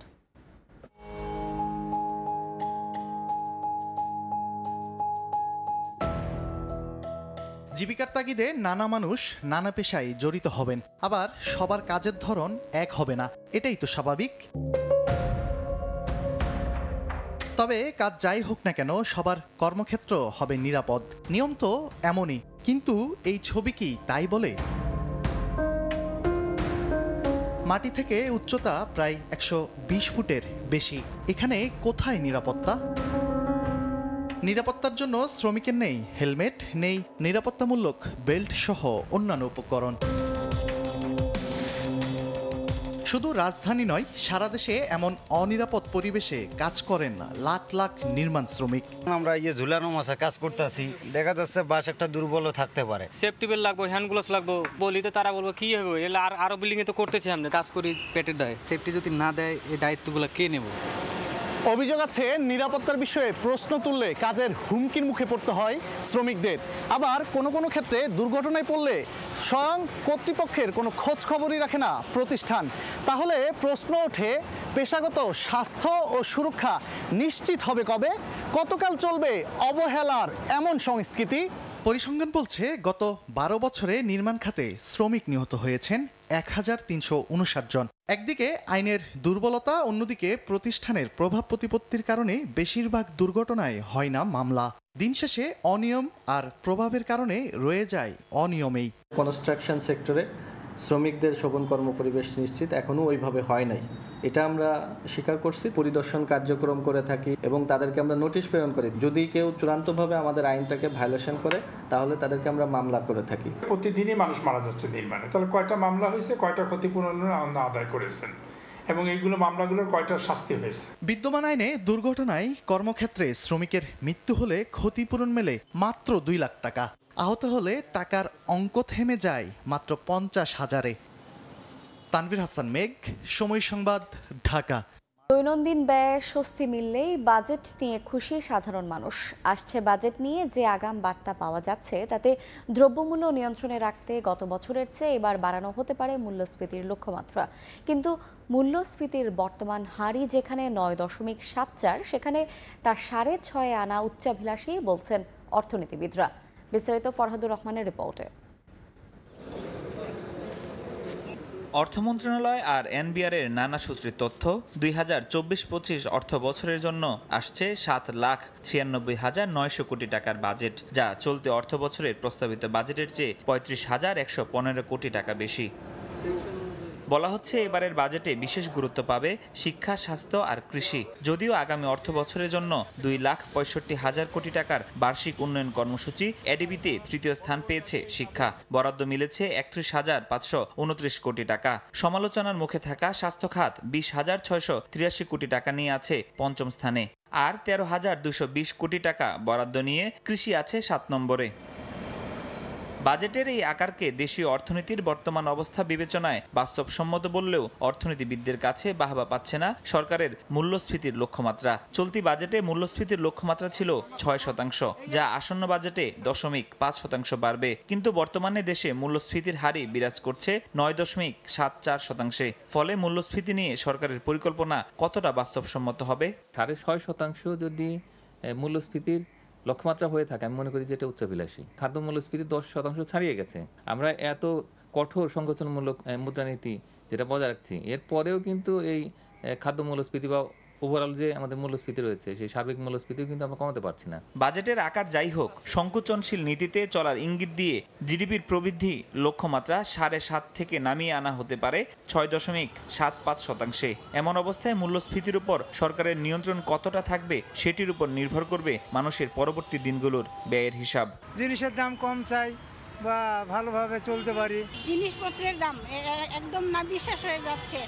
লোন আনতে পান্তা পুরাইয়া যাচ্ছে আমাদের। বাজেটটা যেন সর্বোচ্চ গুরুত্ব দেওয়া হয় দ্রব্যমূল্য নিয়ন্ত্রণ। এ তো গেল সাধারণ মানুষের বাজেট কেন্দ্রিক প্রত্যাশা। বিপরীতে ব্যবসায়ীদের তাগিদ, কর্পোরেট কর হার কমানোর ইঙ্গিত দেয়া এবারের বাজেটে অর্থব্যয়ের নীতি কৌশল এমনভাবে সাজানো উচিত যাতে তারা সরকারের লক্ষ্যমাত্রা পূরণে ভূমিকা রাখতে পারেন। ব্যবসা বান্ধব বাজেট না হলে আসলে আমাদের পক্ষে অর্থনীতির অগ্রগতি ধরে রাখাটা খুব কষ্ট হয়ে যাচ্ছে। যদি একটা স্পেশাল কর নীতি ইউনিট গঠন করা যায়, যেটা আমাদের শিল্পনীতি এবং বাণিজ্য নীতির সাথে মিলিয়ে আমাদের ভবিষ্যতের যেই খাতগুলো থেকে সম্ভাবনা আছে অনেক, এরকম খাতগুলোকে যাতে কিছুটা সাপোর্ট দেওয়া যায়। আসন্ন বাজেটে মোট ভর্তুকি 90,000 কোটি টাকার মধ্যে 35,000 কোটি টাকায় যেতে পারে এডিবি বরাদ্দের দ্বিতীয় শীর্ষে থাকা বিদ্যুৎ জ্বালানি খাতে। ফরহাদুর রহমান, সময় সংবাদ, ঢাকা। বিদেশে কর্মসংস্থান বাড়লেও প্রবৃদ্ধি নেই রেমিটেন্সে। 2 বছরে প্রায় 25 লাখ জনশক্তি দেশের বাইরে গেলেও প্রবাসী আয় থমকে আছে আগের জায়গায়। বৈধভাবে অর্থ পাঠাতে বিদেশি ব্যাংকগুলোর সঙ্গে দেশীয় ব্যাংকগুলোর চুক্তির পরামর্শ ব্যাংকারদের। আর আসন্ন বাজেটে প্রণোদনায় বরাদ্দ বাড়ালে রিজার্ভের পাল্লা ভারী হবে বলে মনে করেন অর্থনীতিবিদরা। কাজল আব্দুল্লাহর রিপোর্ট। রপ্তানি আর রেমিটেন্সে ভর করেই শক্ত অবস্থানে দেশের অর্থনীতি। তবে রপ্তানির পাল্লা ভারী হলেও বছরের পর বছর একই অবস্থানে প্রবাসী আয়ের চিত্র। পরিসংখ্যান বলছে 2022 সালের ডিসেম্বর পর্যন্ত বিশ্বের বিভিন্ন দেশে কর্মরত বাংলাদেশের সংখ্যা ছিল 1,47,70,034 জন। পরবর্তীতে এক বছরে এই সংখ্যায় যোগ হয়েছে আরও 13 লাখ নতুন কর্মী। বর্তমানে প্রবাসে বাংলাদেশি কর্মীর সংখ্যা প্রায় 1,64,00,000। এর মধ্যে 2 বছরেই 14 লাখের বেশি শ্রমিক বিদেশে পাড়ি জমিয়েছেন, কিন্তু রেমিটেন্স আয় পড়ে আছে $2,200 কোটি ঘরেই। প্রশ্ন, তাহলে বাড়ছে না কেন রেমিটেন্স? অর্থনীতিবিদদের মত, আসছে বাজেটে জোর দিতে হবে দক্ষতা উন্নয়নে, বৃদ্ধি করতে হবে প্রণোদনা। এতে আয় বাড়বে $5 থেকে $10 বিলিয়ন। আমরা চাইলে কিন্তু $5 থেকে $10 বিলিয়ন অ্যাডিশনাল যে রেমিটেন্স, সেটা কিন্তু ফর্মাল চ্যানেল নিয়ে আসতে পারি। ব্যাংকাররা বলছেন, প্রবাসে অর্থ প্রেরণের ব্যবস্থাপনা সহজ করতে ব্যাংকের শাখা নয়, চুক্তি করতে হবে সংশ্লিষ্ট দেশগুলোর ব্যাংকের সঙ্গে। এখন আর যে টেকনোলজি ডেভেলপমেন্ট করেছে, এখন শুধু আমাদের এই বাংলাদেশের অফিস ওখানে ট্রান্সফার করে কোনো দরকার নেই, বরং ওই দেশের ব্যাংক বা এক্সচেঞ্জগুলোর সাথে যে লিগ্যাল অ্যারেঞ্জমেন্ট করলে সেইটা আমাদের সবচেয়ে ইফেক্টিভ হবে। প্রবাসী আয় বাড়ানোর জন্য রেমিটেন্স প্রেরণকারীদের আর্থিক সুবিধা হিসেবে স্বদেশে ফিরে এলে কর্মসংস্থানে অগ্রাধিকার ভিত্তিতে সরকারি সেবা প্রদান, বিমানবন্দরে অভ্যর্থনা দেয়া সহ সব ধরনের কার্যক্রম দ্রুত শেষ করার দিকেও গুরুত্ব দেওয়ার পরামর্শ সংশ্লিষ্টদের। কাজল আব্দুল্লাহ, সময় সংবাদ, ঢাকা। কোরবানির পশু বেচাকেনায় প্রস্তুত 2 সিটি কর্পোরেশনের 19টি পশুর হাট। এরই মধ্যে 2টি স্থায়ী সহ 12টি হাটের ইজারার কার্যক্রম শেষ। পাশাপাশি এবারও হাটের মাধ্যমে কোরবানির পশু বেচাকেনা হবে বলে জানিয়েছে কর্তৃপক্ষ। এদিকে 2 সিটি চাইলেও এবার আফতাবনগর হাটে স্টে অর্ডার দিয়েছেন হাইকোর্ট।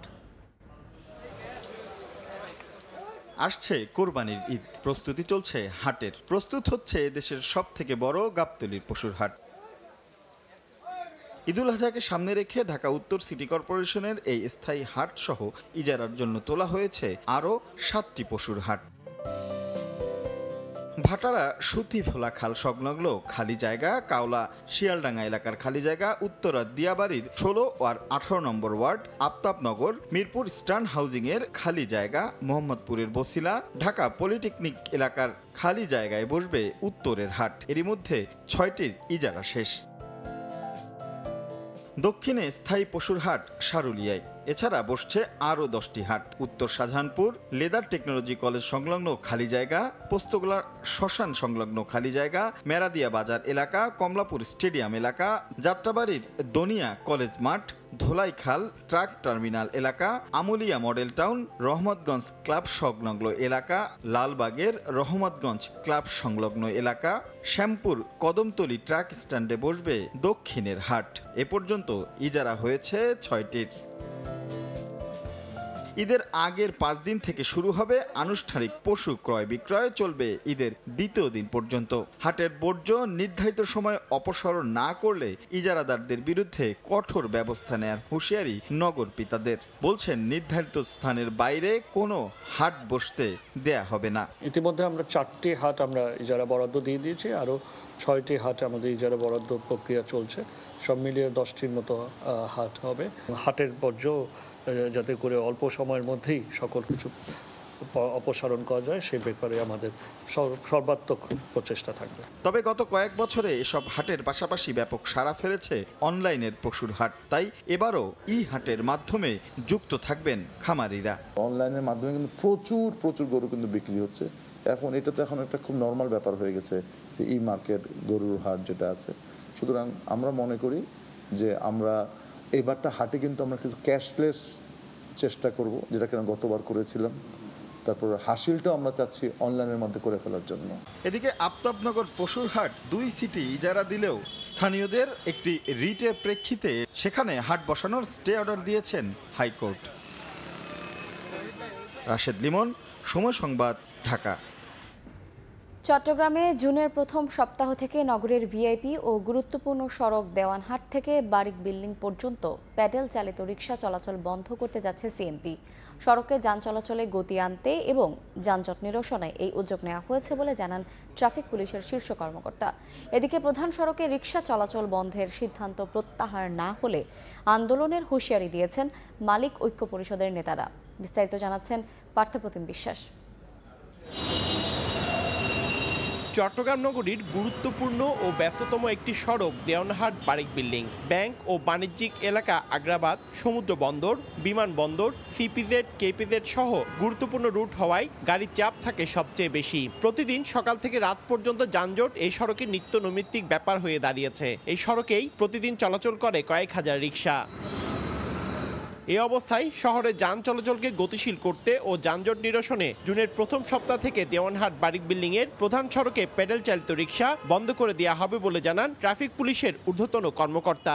এখানে গতিশীলতা বৃদ্ধি পাবে আর এখানে যাতে স্থানীয় জনসাধারণের যাতে কোনো অসুবিধা না হয় সেটাও আমরা মাথায় রেখে ইন্টারসেকশনগুলোতে আমরা কাজ করে দিয়েছি। তবে রিকশা চলাচল বন্ধ করলে পরিবার পরিজন নিয়ে বেকায়দায় পড়তে হবে বলে জানান রিকশা চালকরা। সরকার যদি আমাদেরকে দায়িত্ব না দেয় তাহলে আমরা কিভাবে জীবন যাপন করব? পরিবার পরিজন নিয়ে তো দুর্ভোগে পড়তে হবে, রিকশা চালাইতে না পারলে ঠিকমতো। এদিকে অবৈধ ব্যাটারি চালিত রিকশা বন্ধ না করে পরিবেশ বান্ধব ও বায়ু দূষণ মুক্ত প্যাডেল চালিত রিকশা বন্ধের সিদ্ধান্ত কোনোভাবেই মানা হবে না বলে আন্দোলনের হুঁশিয়ারি দিয়েছেন রিকশা চালক মালিক ঐক্য পরিষদের নেতারা। কিছুতে মানব না এবং আমরা 6টি সংগঠন কঠিন আন্দোলনে যেতে বাধ্য হব। উনি যদি কাজগুলো বাস্তবায়ন করে তাহলে তো আমাদের একবারে আর কিছু করা থাকবে না। ভিতরের রাস্তাটা যদি ওনারা অবৈধ গাড়ি চালায় আর মেইন রোডটা বন্ধ করে দিলে আমরা গরিব মানুষগুলো কোথায় বের হতো? আমাদের ফেডার লাথি দিবার স্বামী। এর আগে 2009 ও 2019 সালে রিকশা চলাচল বন্ধের সিদ্ধান্ত নেওয়া হলেও বাস্তবায়ন করা সম্ভব হয়নি। নগরীতে বৈধ প্যাডেল চালিত রিকশার সংখ্যা 70,000 হলেও অবৈধভাবে নগরী দাপিয়ে বেড়াচ্ছে আরও কয়েক লাখ।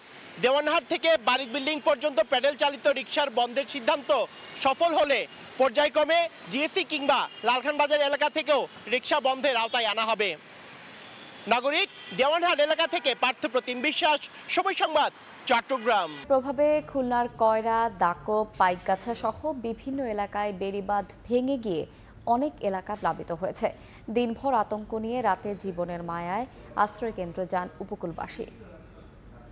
ঘূর্ণিঝড় রেমালের দিনভর যেমন আতঙ্কে কাটিয়েছেন খুলনা সহ দেশের দক্ষিণাঞ্চলের উপকূলবাসী, সেই আতঙ্ক আরও বহুগুণ বেড়েছে সন্ধ্যার পর থেকেই। খুলনার কয়রা উপজেলার বিভিন্ন ইউনিয়ন, দাকপের বিভিন্ন ইউনিয়ন এবং পাইকগাছার বিভিন্ন ইউনিয়নের নদী পাড়ের বেড়িবাঁধ আগে থেকেই ছিল ঝুঁকিপূর্ণ। দিনের বেলায় বিভিন্ন স্থানে নদীর চাপ বাড়তে থাকে, অনেক স্থানেই বেড়িবাঁধে ভাঙনও দেখা দেয়, বিভিন্ন স্থানে প্লাবিত হতেও শুরু করে। এরপর সন্ধ্যার পর পরিস্থিতি আরও ভয়াবহ হয়, বাড়তে থাকে বাতাসের গতিবেগ, সেই সাথে শুরু হয় বৃষ্টি এবং ভারী বৃষ্টি। নদীপাড়ের মানুষেরা আশ্রয়কেন্দ্রে জীবনের ঝুঁকি থাকলেও যেতে রাজি হননি। সন্ধ্যার পরে অনেকেই ছুটে যান আশ্রয়কেন্দ্রে। ঘর বাড়ি তোলা যায়, আবার ঘর বাড়ি ভেঙে যায়, এই জন্যই এখানে আসি।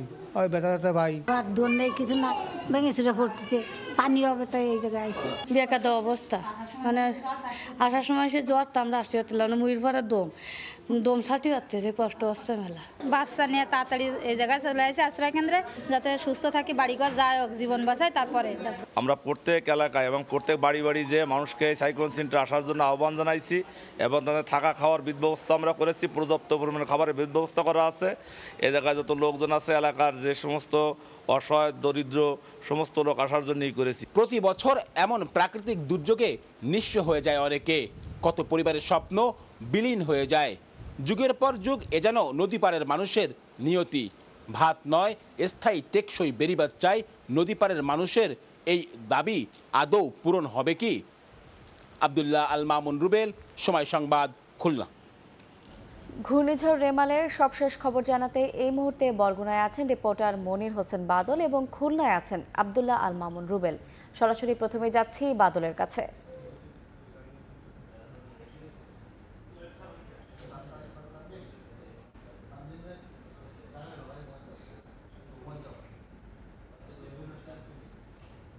রেমাল চলে গেল রয়ে গেছে তার খাপের চিত্র।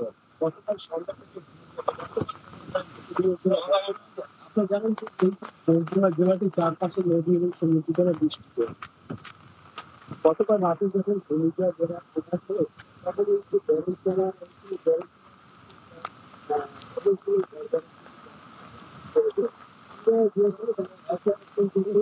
তারপর সকালে যখন তিনি ওনার ঘর দেখতে আসেন তখন দেখতে পাচ্ছেন ঘরটা কিন্তু সম্পূর্ণ বিধ্বস্ত অবস্থায় গাছে চাপা পড়ে একেবারে শেষ হয়ে গেছে।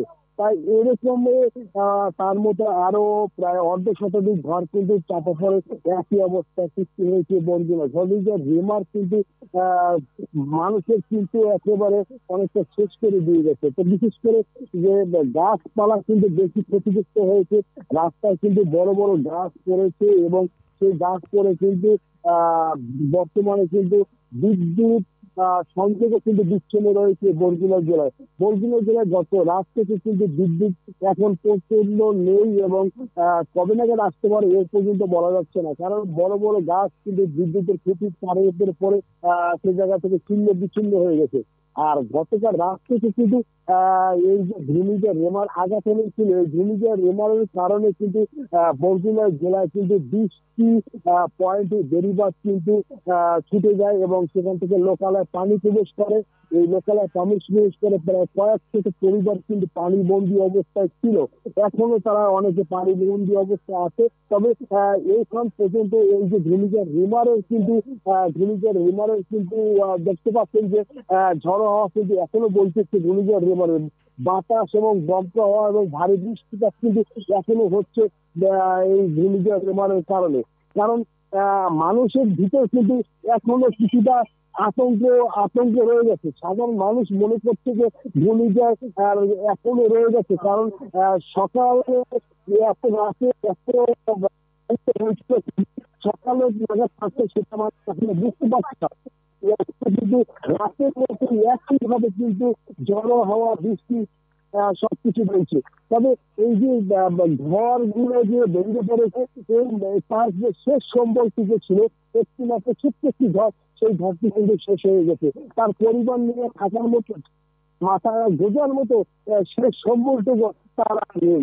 এখন মোটামুটি কিভাবে তিনি সামনের দিনগুলো চালাবে সেই নিয়ে তিনি আসলে খুব পরিবার নিয়ে খুব চিন্তিত রয়েছেন। এছাড়া এই যে ঘূর্ণিঝড় রেমারের কারণে কিন্তু বরগুনা জেলায় যে 663 সাইক্লোন সেন্টার রয়েছে এবং 3টি রিলিফ কেন্দ্র রয়েছিল। এই যে গতকাল রাতে কিন্তু প্রায় 65,000 মানুষ কিন্তু আশ্রয় নিয়েছিল এই সাইক্লোন সেন্টার এবং রিলিফ কেন্দ্রায়। এই বিষয়টা নিশ্চিত করেছে বরগুনা জেলা প্রশাসন। এছাড়া এই যে ঘূর্ণিঝড় রেমারে কিন্তু আরেকটা বিশেষ ক্ষতি হয়েছে, যেহেতু আপনাকে বলছি এই উপকূলীয় জেলা বরগুনা বৃষ্টিতে এখানে মাছের একটি বড় দেশে এখান থেকে রপ্তানি হয়, তাই এখানে প্রচুর পরিমাণে মাছের ঘের রয়েছে। এই যে মাছের ঘের থাকার কারণে কিন্তু এখানে কিন্তু অনেক যারা মাছ চাষি রয়েছে এই মাছ চাষি কিন্তু তারা কিন্তু আসলে এই যে মাছ ছুটে গিয়ে কিন্তু তারা অনেক কিছু তারা ক্ষতিগ্রস্ত হয়ে রয়েছে। তবে ঘূর্ণিঝড় আগে বলেছি যে ঘূর্ণিঝড় রেমার এখনো কিন্তু আসলে সাধারণ মানুষের ভিতরে কিন্তু আতঙ্কটা সৃষ্টি হচ্ছে, কারণ বরগুনা কিন্তু এখনো ঝড় হওয়া সব বৃষ্টি হচ্ছে, প্রচুর পরিমাণ সকাল থেকে বৃষ্টি হচ্ছে। তবে মানুষের ভিতরে আতঙ্কটা রয়ে গেছে। ঘূর্ণিঝড় রেমার চলে গেলেও মানুষের ভিতরে আতঙ্কটা রয়ে গেছে। এই ছিল আমার কাছে ঘূর্ণিঝড় রেমার ক্ষতিগ্রস্ত সর্বশেষ খবর। এখন আমরা চলে যাচ্ছি খুলনা, সেখানে আছে আমাদের সহকর্মী আব্দুল আল মামুন।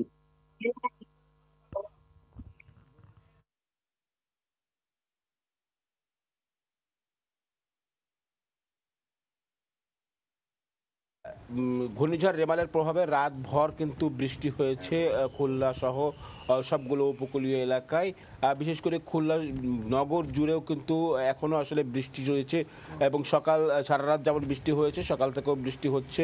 সেই বৃষ্টির সঙ্গে সঙ্গে বাতাসেও গতিবেগ রয়েছে এবং তীব্র বেগে কিন্তু বাতাস এখনও হচ্ছে। দিনের আলো ফোটার সঙ্গে সঙ্গে রাতে যে দীর্ঘ বৃষ্টি হয়েছে, ভারী বৃষ্টি হয়েছে এবং এই বৃষ্টির ফলে যে সমস্ত ক্ষতি হয়েছে সে সমস্ত ক্ষতচিহ্ন কিন্তু দিনের আলো ফোটার সঙ্গে সঙ্গে সে সমস্ত ক্ষতচিহ্ন সামনে চলে আসছে। আমরা এখানে দেখছি যে বাতাসে যে এই গাছপালাগুলো কিন্তু এখনও একই রকমভাবে নড়ছে এবং একই রকমভাবে বৃষ্টিপাতও হচ্ছে। নগর জুড়ে বৃষ্টিপাতে বিভিন্ন স্থানে কিন্তু জলাবদ্ধতার সৃষ্টি হয়েছে। উপকূলীয় এলাকায় বিভিন্ন স্থানে বেড়িবাঁধ কিন্তু ভেঙে গিয়েছে এবং সমস্ত বেড়িবাঁধ তলিয়ে কয়েকটি গ্রাম প্লাবিত হয়েছে এমন খবরও আসলে আমরা পেয়েছি। মানুষজন কিন্তু যারা নদী পাড়ের বাসিন্দা, নদীর খুব কাছাকাছি অবস্থান করেন বা নদীর পাড়ে যাদের ঘর বসতি রয়েছে, দোকান রয়েছে, তারা কিন্তু আসলে এই নির্ঘুম রাত কাটিয়েছেন এবং তারা আশ্রয় কেন্দ্রে আসলে শেষ মুহূর্তে জীবনের মায়ায় কিন্তু আশ্রয় কেন্দ্রে ছুটে গিয়েছেন। একটু যদি আমি তথ্য জানিয়ে রাখি, খুলনায় কয়রা, পাইকগাছা এবং দাকব এই 3 উপজেলা কিন্তু সবসময় এই উপকূলীয় এলাকা হিসেবে ঝুঁকিপূর্ণ বসে থাকে। বিভিন্ন স্থানে বেড়িবাঁধের মধ্যে কয়রায় মহারাজপুর, মদিনাবাদ, উত্তর বেতকাশী, দক্ষিণ বেতকাশী, একইভাবে যদি আমি বলি দাকপের পানখালী, লক্ষ্মীখোলা সহ বিভিন্ন এলাকায় কিন্তু বিভিন্ন স্থানে আমরা বেড়িবাঁধের দুর্বল বেড়িবাঁধ আগে থেকেই আসলে দেখেছি এবং এইসব বেড়িবাঁধে কিন্তু এই ঘূর্ণিঝড়ের কয়েকদিন আগেও আমরা দেখেছি বিভিন্ন স্থানে ভাঙন দেখা দিয়েছিল এবং ওই সমস্ত ভাঙনের ফলেই কিন্তু নতুন করে এই বৃষ্টিপাতের পানির জোয়ারের চাপে ভেঙে গিয়েছে এবং প্রতি বছরই কিন্তু সে বেড়িবাঁধ সংস্কার করা হয়, আবার যখন দুর্যোগ আসে সঙ্গে সঙ্গে আবারও কিন্তু আসলে ভেঙে পড়ে। এই নিয়ে আসলে নদী পাড়ের মানুষের দীর্ঘদিনের ভোগান্তি। তো আমার কাছে এই ছিল খুলনা থেকে ঘূর্ণিঝড় রেমালের প্রভাবের সবশেষ খবর। আমরা সরাসরি যুক্ত ছিলাম খুলনায় এবং তার আগে যুক্ত ছিলাম বরগুনায়। অন্য প্রসঙ্গ, চলতি বর্ষা মৌসুমে বরিশালের হিজলা ও মেহেন্দিগঞ্জ উপজেলায় অর্ধশত ভাঙন ঝুঁকিপূর্ণ স্থান চিহ্নিত করা হয়েছে। প্রায় 2 লাখ মানুষ আছেন নদী ভাঙনের আতঙ্কে। স্থানীয়দের অভিযোগ, নদী তীর রক্ষায় স্থায়ী বাঁধ নির্মাণের উদ্যোগ নেওয়া হলেও তা পর্যাপ্ত নয়। আর পানি উন্নয়ন বোর্ডের দাবি, নদী তীর রক্ষায় চলমান প্রকল্প শেষ হলে ভাঙন কমে যাবে। সুজয় দাসের তোলা ছবিতে অপূর্ব অপুর রিপোর্ট।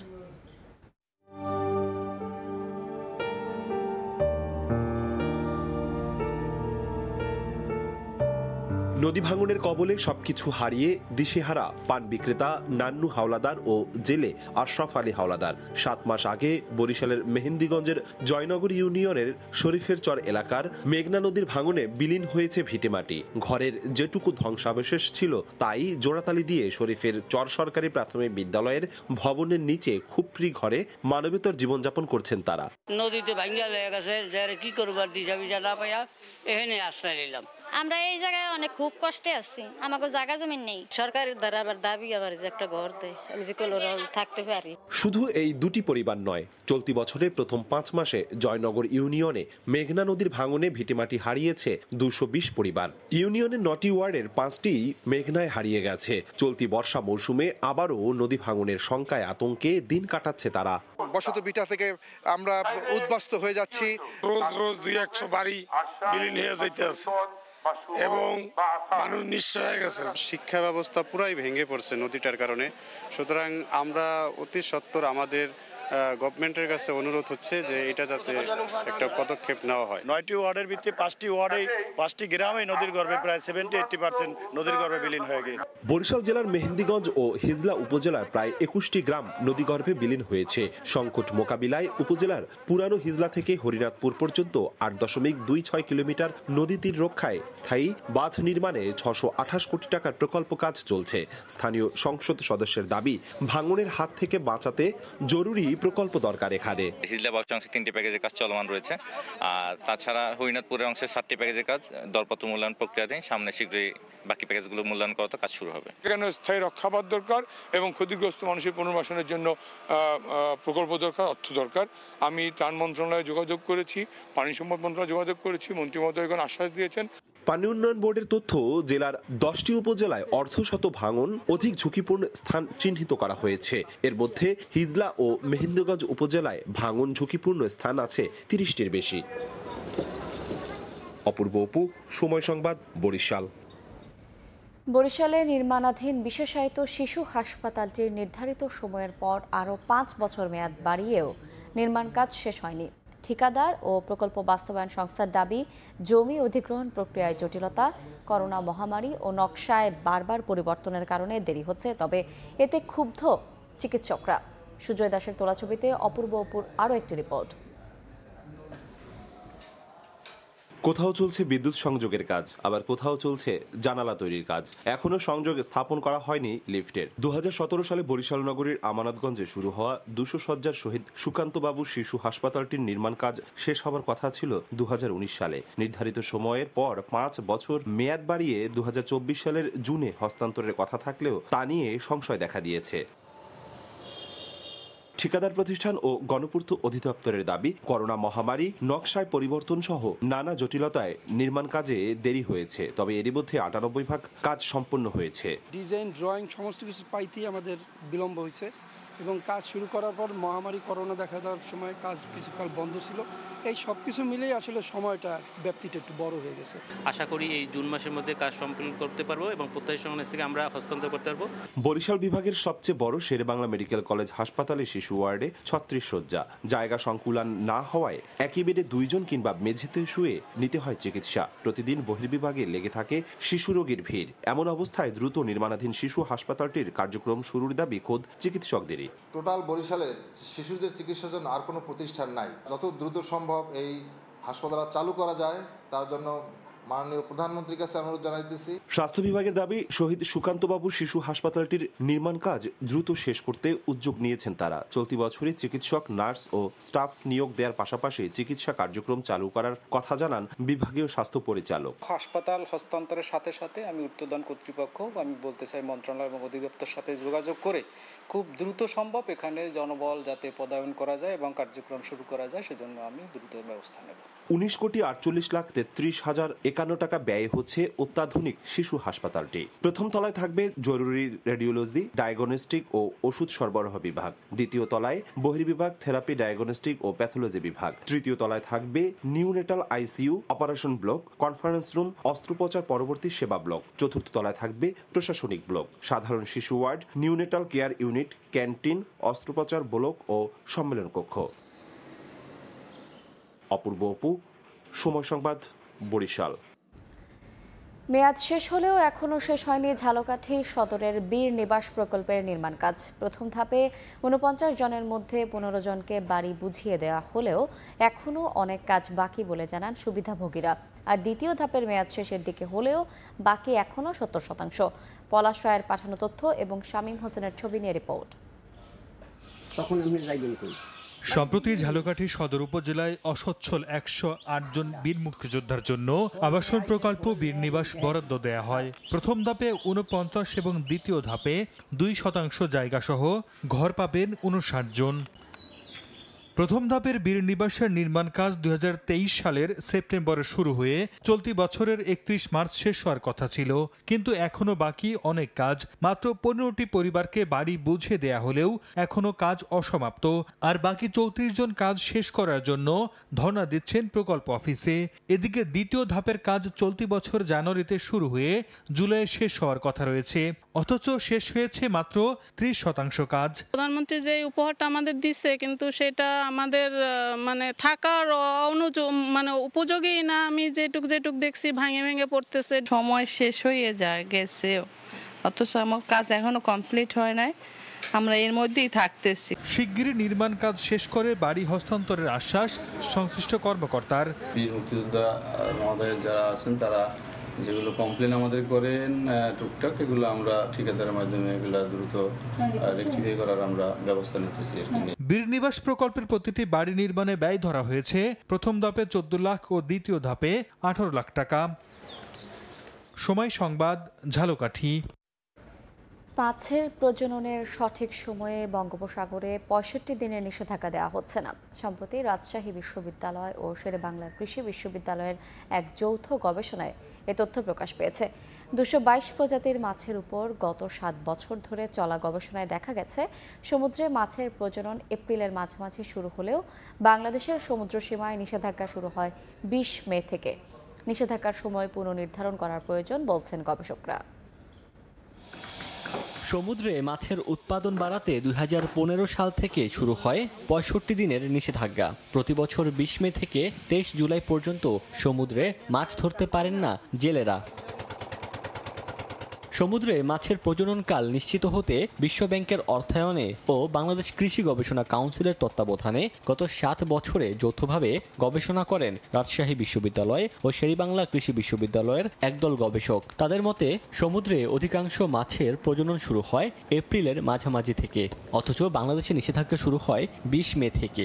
এ কারণে নিষেধাজ্ঞার কাঙ্ক্ষিত সুফল মিলছে না। ভারতের কিন্তু এই নিষেধাজ্ঞাটা শুরু হয় 15 এপ্রিল থেকে 15 জুন পর্যন্ত, যেটা হচ্ছে আসল প্রজননকাল। 15 এপ্রিল থেকে যদি 15 জুন পর্যন্ত 2 মাস করা যায় এই নিষেধাজ্ঞাকালটি বঙ্গোপসাগরে, তাহলে সেটি সবচেয়ে ফলপ্রসূ হবে। বঙ্গোপসাগরে ভারতের অংশে মাছ ধরায় নিষেধাজ্ঞা থাকে 1 এপ্রিল থেকে 31 মে পর্যন্ত, আর তাদের জেলেরা অবাধে বাংলাদেশের অংশে ঢুকে মাছ ধরে জুন জুলাই মাসে। এ কারণে ভারতের সঙ্গে সমন্বয় করে নিষেধাজ্ঞাকাল পুনর্নির্ধারণের দাবি জেলেদের। ভারতের বোর্ডে মাছ ধরে নিয়ে যায়, মাছ আমরা ধরতে পারি না। 65 দিনের অবরোধটা ভারতের সাথে একসাথে মিলেই দিই। গবেষণার বিষয়টি সংশ্লিষ্ট মন্ত্রণালয় সহ রাষ্ট্রের নীতি নির্ধারকদের কাছে উপস্থাপন করার আশ্বাস বরগুনার জেলা প্রশাসকের। আমরা হয়তো আমাদের উপকূলের জেলা হিসেবে আমরা এই বিষয়গুলো জেনে হয়তো সরকারের কাছে আমরাও সে প্রস্তাব করতে পারি এবং সেভাবে হয়তো কেন্দ্রীয়ভাবে সেই সিদ্ধান্ত হয়তো ভবিষ্যতে আসতে পারে। গবেষণায় সমুদ্রে মাছের উৎপাদন বাড়াতে নিষেধাজ্ঞাকাল 15 এপ্রিল থেকে 15 জুন করার প্রস্তাব করা হয়েছে। সময় সংবাদ, বরগুনা। ঘূর্ণিঝড় রেমালের ক্ষয়ক্ষতির পরিমাণ বিবেচনা করে ক্ষতিগ্রস্ত এলাকায় পেছাতে পারে তৃতীয় ধাপের উপজেলা নির্বাচন। রোববার নির্বাচন ভবনে সংবাদ সম্মেলনে একথা জানান ইসি সচিব। এদিকে নির্বাচনী আচরণবিধি লঙ্ঘন করায় চেয়ারম্যান পদপ্রার্থী চট্টগ্রামের চন্দনাইশের আবু আহমেদ চৌধুরী এবং পাবনার ঈশ্বরদীর এমদাদুল হকের প্রার্থিতা বাতিল করেছে নির্বাচন কমিশন। যদি ঘূর্ণিঝড় বড় আকারে আঘাত হানে, ক্ষয়ক্ষতি হয়ে থাকে, তাহলে সেখানে বাস্তবতার আলোকে নির্বাচন পিছানোই হতে পারে। এখন এটা মূলত ঘূর্ণিঝড়ের মাত্রা, ক্ষয়ক্ষতি এর উপর বিবেচনা করে কমিশন সিদ্ধান্ত নেবে। আমরা মাঠ পর্যায়ে জেলা প্রশাসকদের সাথে, বিভাগীয় কমিশনারদের সাথে সার্বক্ষণিক যোগাযোগ রাখছি। আর আমাদের আবহাওয়া বার্তা অনুযায়ী এখন আঘাত হানেনি, আঘাত হানার পরবর্তীতে এই বিষয়ে মাননীয় কমিশন সিদ্ধান্ত গ্রহণ করবে। আর মাত্র 2 দিন পর তৃতীয় ধাপের উপজেলা পরিষদ নির্বাচনের ভোট।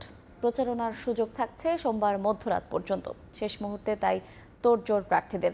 এদিকে ভোট কেন্দ্রে উপস্থিতি বাড়াতে ভোটারদের সঙ্গে আরও গভীর সম্পর্ক গড়তে প্রার্থীদের প্রতি আহ্বান জানালেন নির্বাচন কমিশনার রাশিদা সুলতানা। ধাপে ধাপে অনুষ্ঠিত হচ্ছে দেশের 495টি উপজেলা পরিষদ নির্বাচন। এক ধাপের নির্বাচন শেষ না হতেই বেজে ওঠে অন্য ধাপের ডামাডোল। এখন বইছে তৃতীয় ধাপের নির্বাচনী হাওয়া। 29 মে হবে ভোট। প্রচারণার সুযোগ থাকছে সোমবার মধ্যরাত পর্যন্ত। তাই শেষ মুহূর্তে গণসংযোগে দম ফেলার ফুরসত নেই প্রার্থীদের। নির্বাচনী এলাকার কোনো জায়গা বাদ পড়ল কিনা তা খুঁজে খুঁজে প্রতিটি দরজায় কড়া নাড়ছেন প্রার্থীরা। নির্বাচিত হলে এলাকার উন্নয়নকে আরও এগিয়ে নেওয়ার প্রতিশ্রুতি তাদের। আমরা যদি বিজয়ী হতে পারি, ইনশাআল্লাহ আমরা সুরমা নদীর উপর মুক্তিযোদ্ধা ব্রিজ নির্মাণ করব। আমি যদি ভাইস চেয়ারম্যান নির্বাচিত হতে পারি, আমি ডামুড্ডা উপজেলা সার্বিক উন্নয়নের জন্য যথেষ্টভাবে চেষ্টা করব। ভোটাররা বলছেন শুধু প্রতিশ্রুতি নয়, বাস্তবে সুখে দুঃখে পাশে থাকবেন আর এলাকার উন্নয়নে কাজ করবেন এমন প্রার্থীকেই বেছে নিতে চান তারা। নিরপেক্ষ চেয়ারম্যান চাই যে আমাদের হয়ে কাজ করবে, জনগণের কাজ করবে, মাদক মুক্ত আমাদের উপজেলাটা রাখবে। সৎ, যোগ্য এবং সবসময় সুখে দুঃখের জন্য পাই, আমার সেই চেয়ারম্যানকে চাই। শান্তশিষ্টভাবে যেন ভোট দিতে পারি, এটাই আশা করছি। এদিকে সুষ্ঠু নির্বাচনের স্বার্থে কোনো কিছুতেই ছাড় দেয়া হবে না বলে জানালেন নির্বাচন কমিশনার রাশেদা সুলতানা। যে অন্যায় কাজ করবে আমরা তাকেই ধরবো, খালি প্রার্থীদের না, কিন্তু প্রিজাইডিং অফিসার থেকে শুরু করে এই যে আমাদের যারা হেল্পিং হ্যান্ডস আছে প্রত্যেককে কিন্তু একই কথা। একজন রিটার্নিং অফিসার অন্যায় করবে, আমরা তাকেও ধরবো। একজন কমিশনার আমি অন্যায় করবো, আমাকেও ধরা হবে, আমাকেও ধরার আইন আছে তো। আগামী 29 মে তৃতীয় ধাপে 112টি উপজেলা পরিষদে ভোট অনুষ্ঠিত হবে। এর মধ্যে 21টিতে ইভিএম ও বাকিগুলোতে হবে ব্যালটে। এর আগে গত 21 মে দ্বিতীয় ধাপে 156 ও 8 মে 139টি উপজেলা পরিষদে অনুষ্ঠিত হয় ভোট। ওমর ফারুক, সময় সংবাদ। 2 দিনেও উদ্ধার করা যায়নি চট্টগ্রামের পার্কি সৈকতে আটকে পড়া সরকারি জিপ গাড়িটি। জোয়ার ও উত্তাল সাগরের পানিতে ভাসতে দেখা যায় জ্বালানি ও খনিজ সম্পদ মন্ত্রণালয়ের স্টিকারযুক্ত গাড়িটি। স্থানীয়দের সহায়তা নিয়ে বিভিন্ন পদ্ধতি অবলম্বন করে গাড়িটি উদ্ধারের চেষ্টা চালানো হচ্ছে। বিস্তারিত জানাচ্ছেন পার্থপ্রতিম বিশ্বাস। জোয়ার ও উত্তাল সাগরের পানিতে ভাসছে গাড়ি। চট্টগ্রামের আনোয়ারায় জ্বালানি ও খনিজ সম্পদ মন্ত্রণালয়ের স্টিকারযুক্ত একটি জিপ গাড়ি পার্কি সমুদ্র সৈকতের চরে আটকে যায়। শনিবার সকাল 7:30টার দিকে আটকে পড়ে গাড়িটি। এরপর থেকে 2 দিন পেরিয়ে গেলেও এখনো জিপ গাড়িটি উদ্ধার করা সম্ভব হয়নি। জ্বালানি ও খনিজ সম্পদ মন্ত্রণালয়ের 12 জন কর্মকর্তা 2টি গাড়ি নিয়ে পার্কি সমুদ্র সৈকতে পরিদর্শনে আসেন। এ সময় একটি জিপ গাড়ি সৈকতে আটকে যায়। ঘূর্ণিঝড়ের প্রভাব ও সাগর উত্তাল থাকায় সরকারি জিপ গাড়িটি উদ্ধারে বেগ পেতে হচ্ছে। রোববার সকাল থেকে স্থানীয়দের সঙ্গে নিয়ে বিভিন্ন পদ্ধতি অবলম্বন করে গাড়ি উদ্ধারের চেষ্টা চালানো হয়। সৈকতে গাড়ি নামানোর কোনো নিয়ম নেই। কেন জিপ গাড়িটি বিচে নামানো হয়েছে সেটি নিয়ে সমালোচনা করছেন স্থানীয়রা। পার্থপ্রতিম বিশ্বাস, সময় সংবাদ, চট্টগ্রাম। আর চীনের বলয়ে যুক্তরাষ্ট্রের মিত্র দক্ষিণ কোরিয়া ও জাপান। হঠাৎ করেই চীনের সঙ্গে ত্রিপক্ষীয় সম্মেলনে বসতে যাচ্ছে দেশ দুটি। অথচ এশিয়া প্যাসিফিক অঞ্চলে বেইজিংকে মোকাবেলায় সিউল এবং টোকিওকে নিয়ে নানা কূটনৈতিক এবং সামরিক কার্যক্রম চালিয়ে যাচ্ছে ওয়াশিংটন। এ অবস্থায় প্রশ্ন উঠেছে, তাহলে কি যুক্তরাষ্ট্রের প্রভাব থেকে বেরিয়ে চীনের দিকে ঝুঁকছে জাপান এবং দক্ষিণ কোরিয়া? এশিয়া প্যাসিফিক অঞ্চলে নিজেদের আধিপত্য বিস্তারে নানা তৎপরতা শুরু করেছে চীন, যা রীতিমতো হুমকি হয়ে উঠছে পশ্চিমা দেশগুলোর জন্য। অঞ্চলটিতে বেইজিংকে মোকাবেলায় এরই মধ্যে কূটনৈতিক প্রচেষ্টা চালিয়ে যাচ্ছে প্রতিদ্বন্দ্বী যুক্তরাষ্ট্র। এরই অংশ হিসেবে চীনা প্রভাব রুখতে সম্প্রতি দক্ষিণ কোরিয়া ও জাপানের সঙ্গে কৌশলগত সম্পর্ক আরও উন্নয়ন করে যুক্তরাষ্ট্র। তবে এবার ওয়াশিংটনের মিত্র সিউল ও টোকিও যেন ভুল পাল্টালো। হঠাৎই চীনের সঙ্গে সম্পর্ক পুনরুদ্ধার ও স্বাভাবিকীকরণের চেষ্টা দক্ষিণ কোরিয়া ও জাপানের। ত্রিপক্ষীয় সম্মেলনে বসতে যাচ্ছে চীন, জাপান, দক্ষিণ কোরিয়া। আঞ্চলিক সহযোগিতা বৃদ্ধি ও আন্তঃবাণিজ্যিক সম্পর্ক জোরদার করতে 2019 সালের পর এই প্রথম বৈঠকে বসতে যাচ্ছে এশিয়ার 3 দেশ।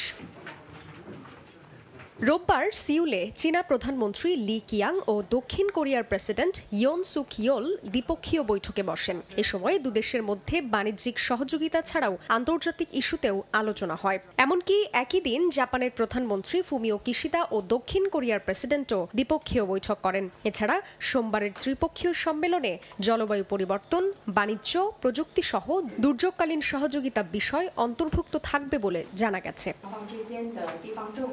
এদিকে যুক্তরাষ্ট্রের মিত্র দেশগুলোর চীনের সঙ্গে হঠাৎ দৌড়ঝাঁপকে মোটেও উড়িয়ে দেওয়ার সুযোগ নেই বলে মনে করছেন বিশ্লেষকরা। মূলত এই অঞ্চলে ভূ রাজনৈতিক আধিপত্য বজায় রাখার স্বার্থেই বেইজিং কৌশলী হয়েই দক্ষিণ কোরিয়া ও জাপানের সঙ্গে আলোচনায় বসেছে বলে মনে করা হচ্ছে। জান্নাতুল সাদিয়া, সময় সংবাদ। সরে দাঁড়াচ্ছে কনজারভেটিভ পার্টির সদস্যরা। এতে দলটি থেকে নির্বাচনে অংশ না নেওয়া সদস্যের সংখ্যা দাঁড়িয়েছে 78-এ। বিশ্লেষকদের ধারণা, প্রধানমন্ত্রী ঋষি সুনাকের আচমকা আগাম নির্বাচনের ঘোষণা ক্ষুব্ধ করেছে দলটির পার্লামেন্ট সদস্যদের। ধারণা করা হচ্ছে এ কারণে আসন্ন নির্বাচনে বেশ শক্ত চ্যালেঞ্জের মুখে পড়তে চলেছে টরি পার্টি। আচমকাই 4 জুলাই যুক্তরাজ্যের সাধারণ নির্বাচনের সম্ভাব্য তারিখ ঘোষণা করেন দেশটির প্রধানমন্ত্রী ঋষি সুনাক। এরপর গেল বৃহস্পতিবার থেকে শুরু হয় নির্বাচনী প্রচারণা। লেবার পার্টির কেয়ার স্টারমার ও কনজারভেটিভ পার্টির ঋষি সুনাক দুজনই প্রধানমন্ত্রী পদে জোর প্রচারণা শুরু করেন। নিজ নিজ জায়গা থেকে বিভিন্ন প্রতিশ্রুতি আর আশার বাণী নিয়ে তারা হাজির হচ্ছেন জনগণের কাছে। তবে বৃহস্পতিবার ও শুক্রবার পরিচালিত জরিপে দেখা যায় 14 বছর শাসন করার পরও জনসমর্থনের দিক থেকে লেবার পার্টির তুলনায় 22% পিছিয়ে আছে কনজারভেটিভ পার্টি। এদিকে আগাম নির্বাচনের ঘোষণা দিয়ে দলের অনেককে একই সঙ্গে অবাক ও ক্ষুব্ধ করেছেন ঋষি সুনাক। এ কারণে অনেকেই সরে দাঁড়াচ্ছেন নির্বাচন থেকে। আসন্ন নির্বাচনে না দাঁড়ানোর সিদ্ধান্ত নিয়েছেন মন্ত্রী পরিষদ সদস্য মাইকেল গোভ এবং আন্দ্রেয়া লিডসাম। শুক্রবার সামাজিক যোগাযোগ মাধ্যমে পদত্যাগের ঘোষণা দেন মাইকেল গোভ। এতে কনজারভেটিভ পার্টি থেকে নির্বাচনে অংশ না নেওয়া সদস্যের সংখ্যা দাঁড়িয়েছে 78-এ। পদত্যাগ করা জ্যেষ্ঠ সদস্যদের মধ্যে সাবেক প্রধানমন্ত্রী থেরেসা মে এবং সাবেক প্রতিরক্ষা মন্ত্রী বেন ওয়ালেসও রয়েছেন। ধারণা করা হচ্ছে আসন্ন নির্বাচনে টরি পার্টি বেশ শক্ত চ্যালেঞ্জের মুখে পড়তে চলেছে। অন্তরা সেন, সময় সংবাদ। দক্ষিণ আফ্রিকার সপ্তম জাতীয় নির্বাচন উপলক্ষে জমে উঠেছে প্রচারণা। ক্ষমতাসীন African national Congress, Democratic alliance, economic freedom fighters সহ 10 রাজনৈতিক দল অংশ নিচ্ছে এবারের নির্বাচনে। ভোটারদের পক্ষে টানতে দলগুলো দিচ্ছে নানা প্রতিশ্রুতি। দক্ষিণ আফ্রিকা থেকে মিজানুর রহমান রাসেলের রিপোর্ট। উৎসাহ উদ্দীপনার মধ্য দিয়ে আগামী 29 মে অনুষ্ঠিত হতে যাচ্ছে দক্ষিণ আফ্রিকার জাতীয় নির্বাচন। 1994 সালে বর্ণবাদ ব্যবস্থার অবসানের পর সপ্তমবারের মতো চলছে নির্বাচনের আয়োজন। নির্বাচনে জয়ের ধারা অব্যাহত রাখতে আফ্রিকান ন্যাশনাল কংগ্রেস চালাচ্ছে জোর প্রচারণা। প্রেসিডেন্ট সিরিল রামাপোসা সহ মন্ত্রিপরিষদ সদস্যরা চষে বেড়াচ্ছেন নির্বাচনী আসনগুলোতে। ভোটারদের কাছে টানতে তুলে ধরেছেন সরকারের নানা উন্নয়ন। তবে নির্বাচনে সংখ্যাগরিষ্ঠতা ধরে রাখতে ক্ষমতাসীন আফ্রিকান ন্যাশনাল কংগ্রেসকে কঠিন চ্যালেঞ্জের মুখোমুখি হতে হবে। অনিয়ন্ত্রিত অপরাধ, দ্রব্যমূল্যের ঊর্ধ্বগতি, বেকারত্ব এবং বিদ্যুৎ বিভ্রাট সহ নানা কারণে ভোট কমার আশঙ্কা করেছেন বিশ্লেষকরা। ক্ষমতাসীনদের ব্যর্থতা তুলে ধরে নতুন ভোটারদের কাছে টানতে কর্মসংস্থান বৃদ্ধি সহ নানা প্রতিশ্রুতি দিচ্ছে বিরোধী রাজনৈতিক দলগুলো। বিগত নির্বাচনগুলোতে আগ্রহ না থাকলেও এবার প্রবাসীরা ভোট দিতে যাবেন। থাকার পরিবেশ, কাজের বৈধতা সহ অপরাধ দমনে নতুন সরকার ভালো কিছু করবে বলে প্রত্যাশা দেশটিতে বসবাসরত প্রবাসী বাংলাদেশিদের। এই দক্ষিণ আফ্রিকা সরকার যেন নতুন করে যে আসবে সেই জন্য আমাদের কাগজটা শিথিল করে দেয়, আমরা যেন কাগজটা সবাই করতে পারি এবং আমাদের ওয়ার্ক পারমিট থাকা সুযোগ সুবিধা করে দেয়। আগামী নির্বাচনের মাধ্যমে যে সরকার আসতেছে দক্ষিণ আফ্রিকাতে, ওই সরকারের কাছে আমাদের একটাই প্রত্যাশা, যাতে আমাদের কাগজের যে ক্রাইসিসটা, এই ক্রাইসিসটা যাতে সমাধান করতে পারে। এএনসি রুলিং পার্টির যে আসনগুলো কমবে, এগুলোই বিরোধী দল ভাগাভাগি করে নেবে। আর সরকার যেভাবে কাজকাম চালিয়ে যাচ্ছে তাতে আপাতত মোটামুটি সন্তোষজনক। লোডশেডিংটা কমে গেছে, কিন্তু আমার মনে হয় 230টা আসনের থেকে হয়তো আরও প্রায় 20টা সরকার হয়তো ভোট কম পাবে। দক্ষিণ আফ্রিকার জনসংখ্যা 6.9 লাখ, এর মধ্যে মোট ভোটার 2.76 লাখ। দেশটিতে নিবন্ধিত রাজনৈতিক দলের সংখ্যা 16টি হলেও এবারে নির্বাচনে অংশ নিচ্ছেন 10টি দল। পার্লামেন্টের আসন সংখ্যা 400টি। তবে সরকার গঠন করতে প্রয়োজন হবে 201টি আসন। মিজানুর রহমান রাসেল, সময় সংবাদ, দক্ষিণ আফ্রিকা। যুক্তরাষ্ট্রের নিউ ইয়র্কে বর্ণাঢ্য আয়োজনে প্রথমবারের মতো অনুষ্ঠিত হয়েছে বাংলাদেশ ডে প্যারেড। বাংলাদেশে অধ্যুষিত জ্যাকসন হাইটসের 18টি সড়ক জুড়ে প্যারেডে বাংলাদেশিরা ছাড়াও বিভিন্ন কমিউনিটির বিপুল সংখ্যক মানুষ অংশ নেন। প্যারেডের উদ্বোধন করেন নিউ ইয়র্ক সিটির mayor Eric Adams. New York থেকে হাসানুজ্জামান সাকির রিপোর্ট। এ এক অভাবনীয় দৃশ্য। প্রথমবারের মতো নিউ ইয়র্কের জ্যাকসন হাইটসে Bangladesh day parade. World human rights ডেভেলপমেন্টের আয়োজনে ও গোল্ডেন এজ হোম কেয়ারের সহযোগিতায় প্যারেডে অংশ নেন বিভিন্ন সামাজিক সাংস্কৃতিক সংগঠন। বিভিন্ন দেশের পতাকা, বিশেষ প্রশিক্ষিত অশ্বারোহী পুলিশ বাহিনীর অংশগ্রহণে বর্ণিল হয়ে ওঠে আয়োজন। প্যারেডের উদ্বোধন করে নিউ ইয়র্ক সিটির মেয়র এরিক অ্যাডামস বাংলাদেশিদের ভূয়সী প্রশংসা করেছেন। বলেন, বাংলাদেশিরা এখন নিউ ইয়র্কের অন্যতম শক্তিশালী community. This is one of the largest growing community, the Bangladeshi community. Let's keep moving forward. প্যারেডে অংশ নেন বাংলাদেশ ও প্রবাসের বিভিন্ন অঙ্গনের তারকারা। এমন আয়োজন দেখে উচ্ছ্বসিত সবাই। আমাদের এই কালচার আসলে শুরু হওয়া উচিত ছিল অনেক আগেই, তাহলে আমাদের কমিউনিটি আরো অনেক বড় হতো। এখানে থেকেও বাঙালির যে ঐতিহ্য সেটা আমরা বহন করছি। প্যারেডের জন্য জ্যাকসন হাইটস এলাকার 18টি সড়ক বন্ধ করে দেয়া হয়। পায়ে হেঁটে, ট্রাকে করে বর্ণাঢ্য সাজে অংশ নেন বাংলাদেশিরা। অন্য ভাষাভাষী বিপুল সংখ্যক মানুষও এতে যোগ দেন। ছিলেন নিউ ইয়র্ক অঙ্গরাজ্যের আইন প্রণেতারাও। প্যারেডের গ্র্যান্ড মার্শাল ছিলেন ব্যবসায়ী ও সমাজসেবী শাহ নেওয়াজ। এই প্যারেডে তারা আমাকে গ্র্যান্ড মার্শাল ডিক্লেয়ার করেছে, বাট আমি আমার গ্র্যান্ড মার্শাল উৎসর্গ করে দিয়েছি সমস্ত বাংলাদেশিদের জন্য। কৃষ্টি কালচার আমরা এই মেইন স্ট্রিমে তুলে ধরবো, এই কারণে আমাদের ডে প্যারেড। অত্যন্ত গর্বিত আজকে বাংলাদেশ ডে প্যারেড অনুষ্ঠিত হতে যাচ্ছে। আমরা অনেক বছর পরে সর্বপ্রথম জ্যাকসনে করতে পারছি। অনেক বাধা বিঘ্নের পরে আমরা we are having a successful parade so far. 69 street থেকে শুরু হয়ে 37 এভিনিউ দিয়ে 87 স্ট্রিটে গিয়ে শেষ হয় প্যারেড। পুরো রাস্তা জুড়ে দুদিকে ফুটপাতে দাঁড়িয়ে বিভিন্ন শ্রেণী পেশার ও বয়সের মানুষ প্যারেড উপভোগ করেন। এ সময় ফিলিস্তিনের গাজায় ইসরায়েলি আগ্রাসনের বিরুদ্ধেও বিক্ষোভ করেন কেউ কেউ।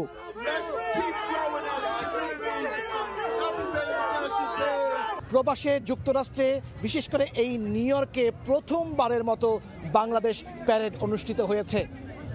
পুলিশের বিশেষ প্রশিক্ষিত বাহিনী, অশ্বারোহী, এরকম বিভিন্ন সামাজিক সাংস্কৃতিক সংগঠন নিয়ে এই আয়োজন ছিল অভূতপূর্ব। হাসানুজ্জামান সাকি, সময় সংবাদ, জ্যাকসন হাইটস, নিউ ইয়র্ক।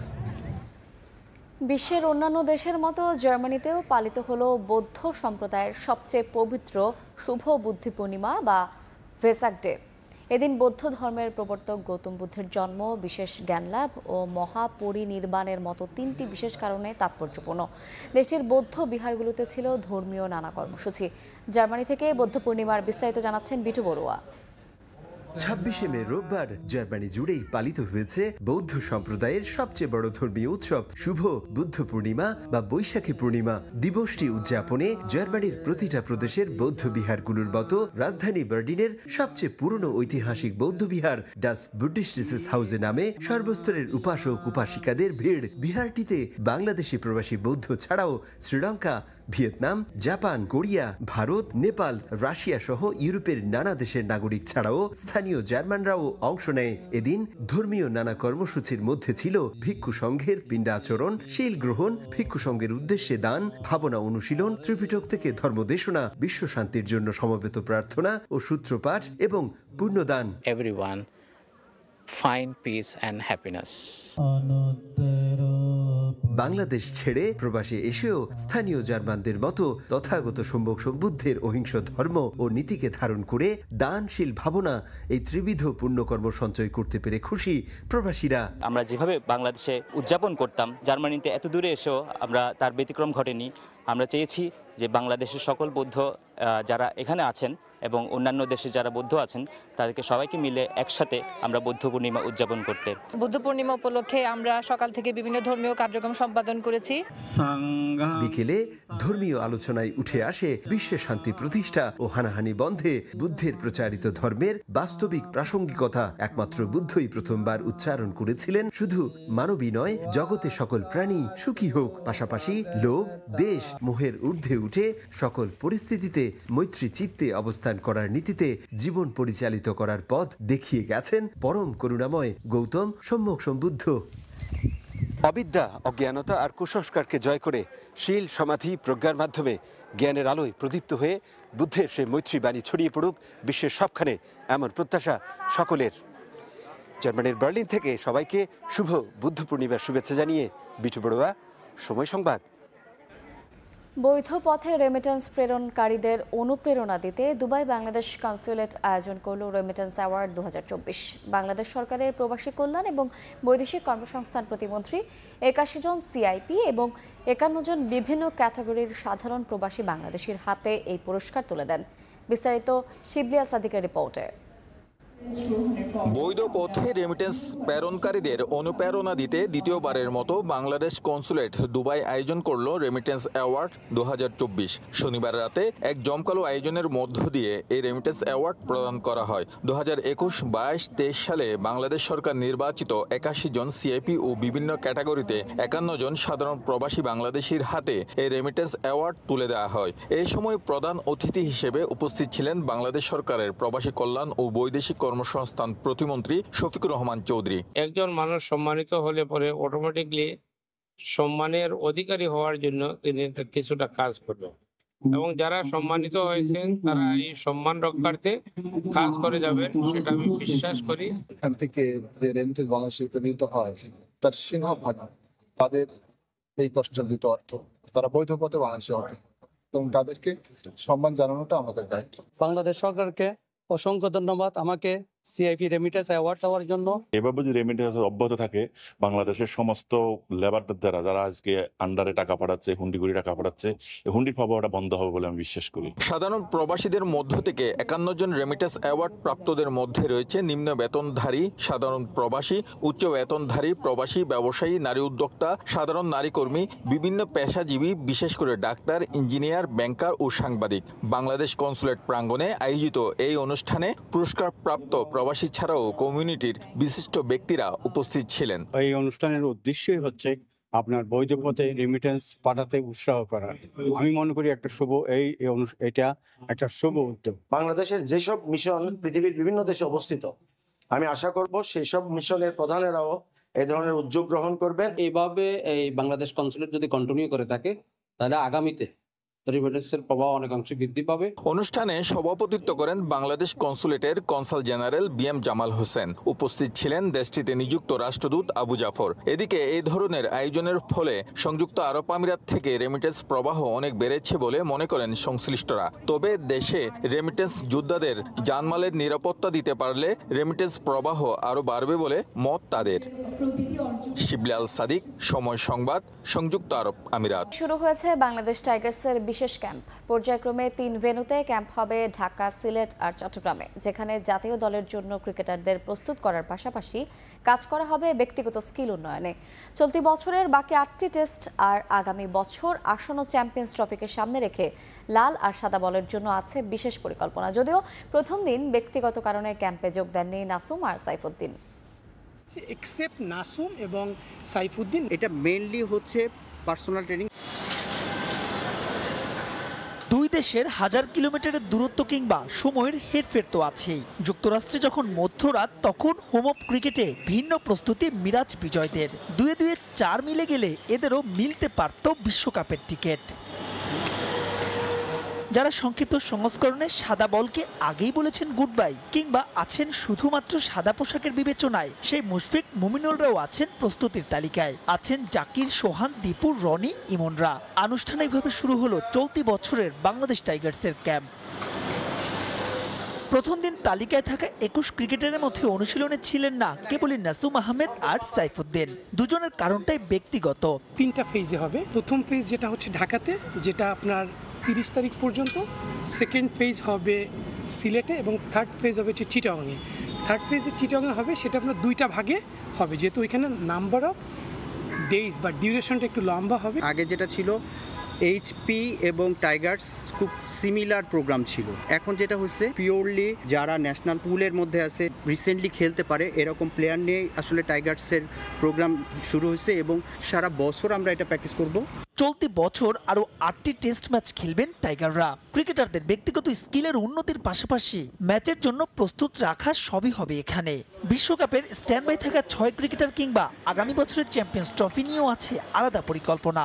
এই বছরের ক্যালেন্ডার ইয়ারে আমাদের 8টা টেস্ট আছে, তো আমরা আসলে লাল বলটা মাথায় রেখেই আসলে প্র্যাকটিস শুরু করা। পাশাপাশি যেহেতু টি20 ওয়ার্ল্ড কাপ আছে, কিছু প্লেয়ার ব্যাকআপ হিসাবে সিলেক্টর আমাদেরকে দিয়েছে, তাদেরকে আমাদের প্রিপেয়ার রাখতে হবে। ওইখান থেকে যদি কোনো কারণে কোনো প্লেয়ার ইনজুরিতে পড়ে, তাহলে যেন আমরা কুইক তাদের রিপ্লেস করতে পারি এবং এই প্লেয়ারগুলোর জন্য রেডি এবং ওইখানে গিয়ে রেডি থাকতে পারে। লিস্ট এটাই না, এরপরেও আসলে ইনক্লুশন থাকবে।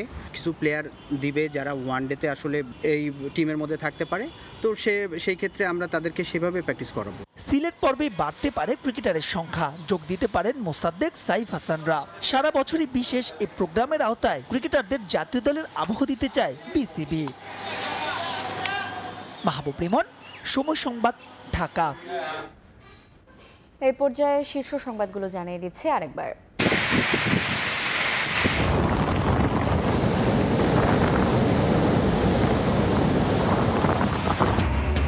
111 কিলোমিটার বেগে উপকূলে আঘাত হানল ঘূর্ণিঝড় রেমাল। বিভিন্ন স্থানে জলোচ্ছ্বাস, 2 জনের মৃত্যু।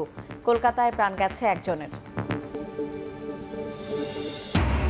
রেমালের তাণ্ডবে লন্ডভন্ড উপকূল, দুর্বল বাঁধ ভেঙে অর্ধশত গ্রাম প্লাবিত। আশ্রয় কেন্দ্রে যাওয়াতে এড়ানো গেছে জানমালের বড় ক্ষয়ক্ষতি। অবহেলা, উদাসীনতায় বাড়ছে কর্মক্ষেত্রে শ্রমিক হতাহত। 12 বছরে নির্মাণ খাতে প্রাণহানি 1359, দায় এড়াতে পারে না সংশ্লিষ্টরা, দাবি শ্রমিক অধিকার সংগঠনের।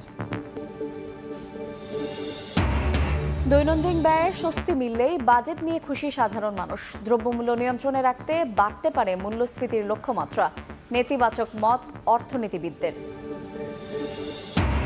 এবং কোরবানি ঈদকে কেন্দ্র করে রাজধানীতে প্রস্তুত 19টি হাট, বেশিরভাগেরই ইজারা কার্যক্রম শেষ। অনলাইনেও চলবে কেনাবেচা। আফতাবনগর হাটে হাইকোর্টের স্টে অর্ডার।